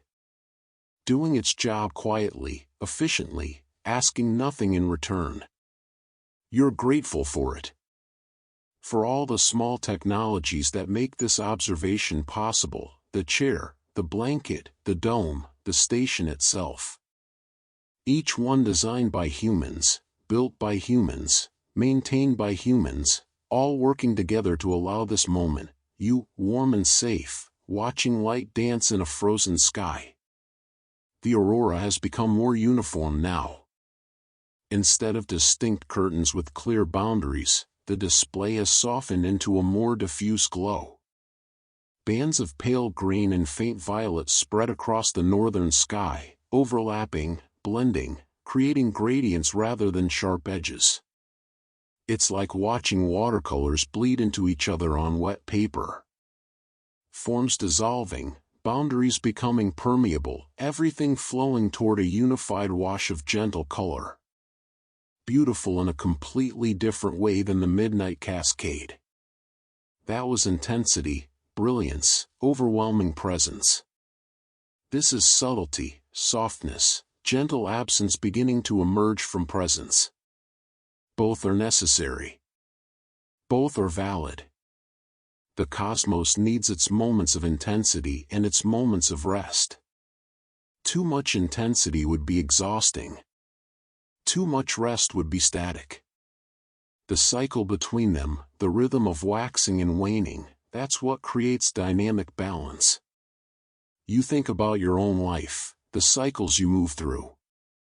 Periods of intense activity followed by periods of rest.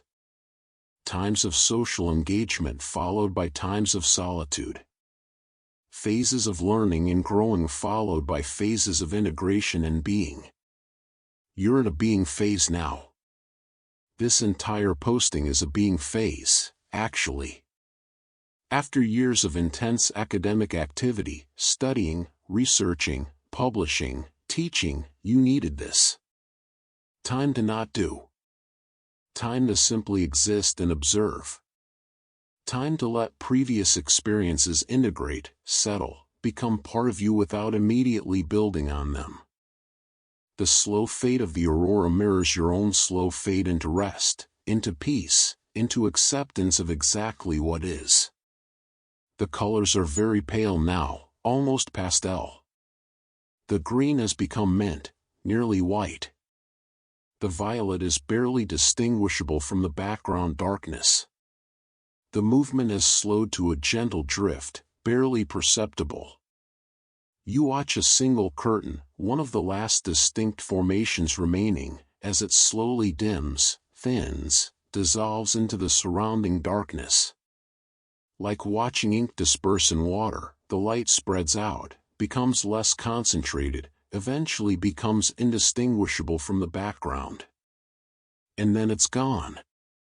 That particular curtain has ceased to exist.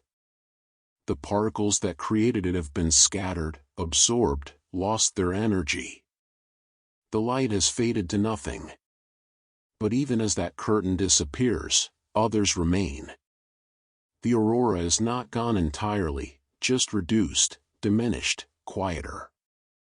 A few bands of very pale green still hang near the horizon, barely visible against the stars that are now becoming more prominent as the aurora's glow decreases. You can see more stars now than you could hours ago. The aurora, at its peak, was bright enough to drown out all but the brightest stars. But now, as it fades, the stars return. Hundreds of them, thousands, each one a sun, each one perhaps with planets, perhaps with life, perhaps with consciousness looking back toward Earth and wondering. The Milky Way is visible too, that faint band of light crossing the sky, the edge-on view of our galaxy's disk. Billions of stars, too distant to resolve individually, merging into a soft glow. Our cosmic home, the stellar neighborhood we inhabit. You're looking at the past again. That starlight has been traveling for years, centuries, millennia. The light from some of those stars was emitted before you were born. Before your grandmother was born. Before humans existed. Ancient light, arriving now, meeting your eyes in this moment, completing journeys that began before journeys had any meaning to anyone. The universe is always sending messages, always broadcasting. Most of them arrive to no receiver, no consciousness, no appreciation. But occasionally, as now, there's someone present to receive them. To witness. To care. Your presence here, your attention, your capacity to appreciate, these matter. Not to the universe, perhaps, which continues regardless. But to you. And you're part of the universe too, so in a sense, it matters to the universe after all. The universe caring about itself, through you. The aurora is very faint now, nearly gone. Just the suggestion of green along the northern horizon, a memory of what was bright and vivid hours ago. The stars dominate the sky, clear and sharp, their light undiminished by auroral interference. You could watch the stars for the remaining hours until dawn. But you realize, with gentle surprise, that you're tired now. The deep relaxation has finally tipped over into the beginnings of sleepiness. Your eyelids are heavy, your thoughts becoming less linear, more dreamlike. Time for sleep, soon. But not quite yet. A few more minutes of watching, of presence, of witnessing the night. The last visible aurora curtain dims further, fades further, becomes almost transparent against the star-filled darkness. Soon it will be gone entirely. The display will end. The night shift of beauty will conclude, giving way to the long hours of simple darkness before the cycle begins again tomorrow. But that's okay. Endings are okay. Everything that begins must end. And everything that ends makes space for new beginnings. The aurora fades, and you watch it go, and you're grateful for what it gave, and you're ready for what comes next. Rest. Sleep. Renewal. And tomorrow, another display, another gift, another night of beauty. The cycle continues. Everything flows. All is well. Until tomorrow. The aurora has faded to almost nothing now, just the faintest suggestion of green light along the northern horizon, barely distinguishable from the darkness around it. If you weren't specifically looking for it, you might not notice it at all. The stars reign supreme now, brilliant against the black Arctic sky. Polaris steady and faithful. Cassiopeia forming her distinctive W. The Pleiades clustered together like a family of diamonds. And everywhere, more stars than you can count, each one a declaration that the universe is vast and full and generous with its wonders. You take a slow, deep breath, gathering yourself for the transition from observation to rest. Your body knows its time, knows it deeply, in that wordless way bodies know things. The relaxation has moved past peaceful into sleepy. Your thoughts are becoming soft and scattered. Your eyelids want to close. But first, the closing ritual. The honoring of what has been. You reach to the console, fingers finding the interface by touch more than sight. The log entry screen appears, glowing softly in the darkness.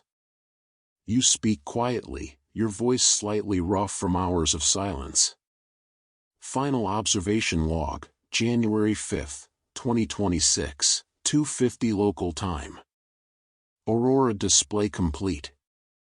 Evening began with gentle curtains, progressed through moderate activity, peaked with exceptional midnight cascade, then gradually faded to current minimal activity.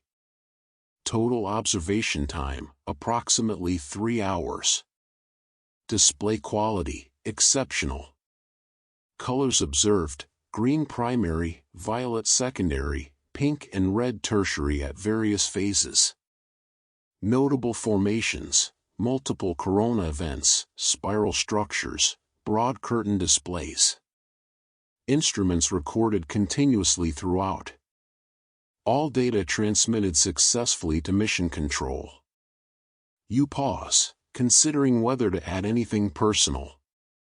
The official log doesn't require it, but you've developed the habit of including subjective notes, personal observations that won't make it into scientific papers but which capture something important nonetheless.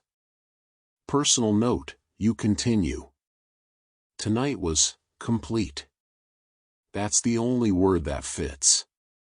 The display gave everything it had to give, moved through all its phases, showed the full range of its beauty. I feel grateful to have witnessed it. The midnight cascade will remain with me, one of those peak moments that define a life. End log. The console chimes acknowledgement, files the entry, completes the automatic backup. Your formal work is done. The night's observation is officially concluded. Now you can rest.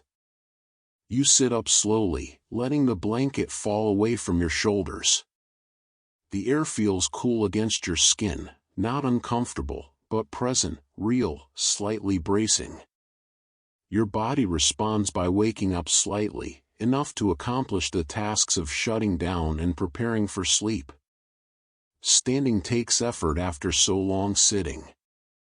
Your legs are stiff, your balance slightly uncertain. You steady yourself against the chair for a moment, then stretch slowly, feeling your spine realign, your muscles release. Through the dome, the stars watch your movements. The last faint trace of Aurora pulses once more along the horizon, then fades entirely. The display has ended. The night's painting is complete. You fold the thermal blanket carefully, arranging it over the chair's arm where it will wait for tomorrow evening. The glowing threads pulse softly in the darkness, still generating gentle warmth, still beautiful. You run your hand over the fabric once, a small gesture of gratitude, of appreciation for its service.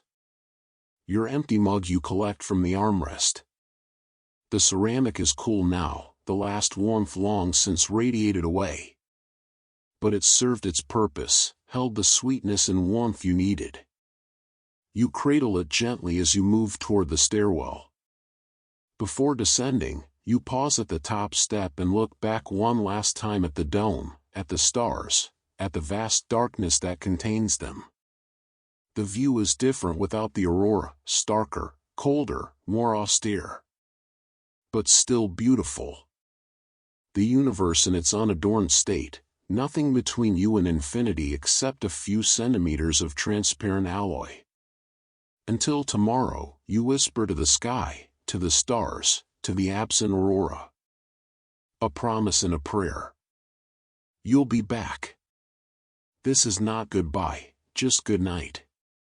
The stairwell receives you, the wooden handrail warm under your palm as you descend. Your slippers make soft sounds on the steps. The station is quiet around you, systems running in their minimal nighttime mode, everything peaceful and settled. In the galley, you rinse your mug and set it in the drying rack. The simple act feels ceremonial, a marking of closure. The days, the nights, observing is complete. Now comes the transition to rest. You move through the corridor to your personal quarters, the motion-activated lights creating pools of amber glow that follow your progress. Your room is small, just large enough for a bed, a small desk, a storage unit, but it's yours, arranged exactly as you like it, comfortable and familiar. The bed is already turned down, sheets neat and inviting. You'd prepared it this morning, knowing you'd return tired. Past self taking care of future self, a small kindness across time. You remove your slippers, change into your sleep clothes, soft thermal fabric that keeps you perfectly warm without being restrictive. The routine movements are soothing, mindless in the best way, requiring no thought or decision. In the small bathroom, you brush your teeth, wash your face, complete the basic maintenance that a human body requires. Your reflection in the mirror looks content, relaxed, maybe slightly older than you remember, or maybe just different. The months here have changed you in subtle ways, refined you, brought you more fully into yourself. Back in your room, you slide between the sheets. They're cool against your skin, but the bed's heating elements respond immediately, warming the space around you. Within moments, you're cozy, comfortable, held. You turn off the lights. Darkness fills the room, complete darkness, the kind that's rare in civilized places but common here. No light pollution, no street lights, no glowing electronics. Just darkness, pure and simple. In that darkness, you can still see the aurora in your mind's eye. The green curtains. The violet threads. The midnight cascade with its radiating rays of light. The slow fade into starlight. The entire evening's display replays in memory, vivid and clear. Your breathing slows naturally, deepens. Your body settles into the mattress, releasing the last tensions of the day. Your mind drifts, thoughts becoming less coherent, more fragmentary, the beginning stages of sleep arriving like a gentle tide. You think about tomorrow, another day of routine maintenance, data review, preparation. And then tomorrow evening, another observation session. Another aurora display, different from tonight's but beautiful in its own way. Each night unique, each night a gift. This is your life now. This pattern, this rhythm, this cycle of activity and observation, work and rest. And it's good. It's right. It's exactly what you need. The station creaks softly around you, your familiar sounds, your mechanical lullaby. The wind whispers outside, the ice groans far below, and inside, you're warm and safe and at peace. Your last conscious thought before sleep takes you is simple. Gratitude. For the auroras. For the station. For the opportunity to be here, to witness, to participate in this strange and beautiful work. For solitude that nourishes rather than depletes. For beauty that appears reliably, night after night. For the capacity to appreciate it all, to be moved by it, to find meaning in light dancing across a polar sky. Gratitude. Pure and simple and sufficient. And then, finally, sleep arrives. Gentle as the auroras fade, complete as the darkness, restful as the deepest peace. You drift into dreams that carry echoes of green light and violet rivers, of stars and ice and infinite quiet. The station watches over you, systems maintaining warmth and air and safety. The Arctic night continues outside, patient and eternal. And tomorrow there will be more beauty, more observation, more quiet wonder. But for now, rest. Deep, perfect, complete rest. The night's work is done. Until tomorrow, when it begins again.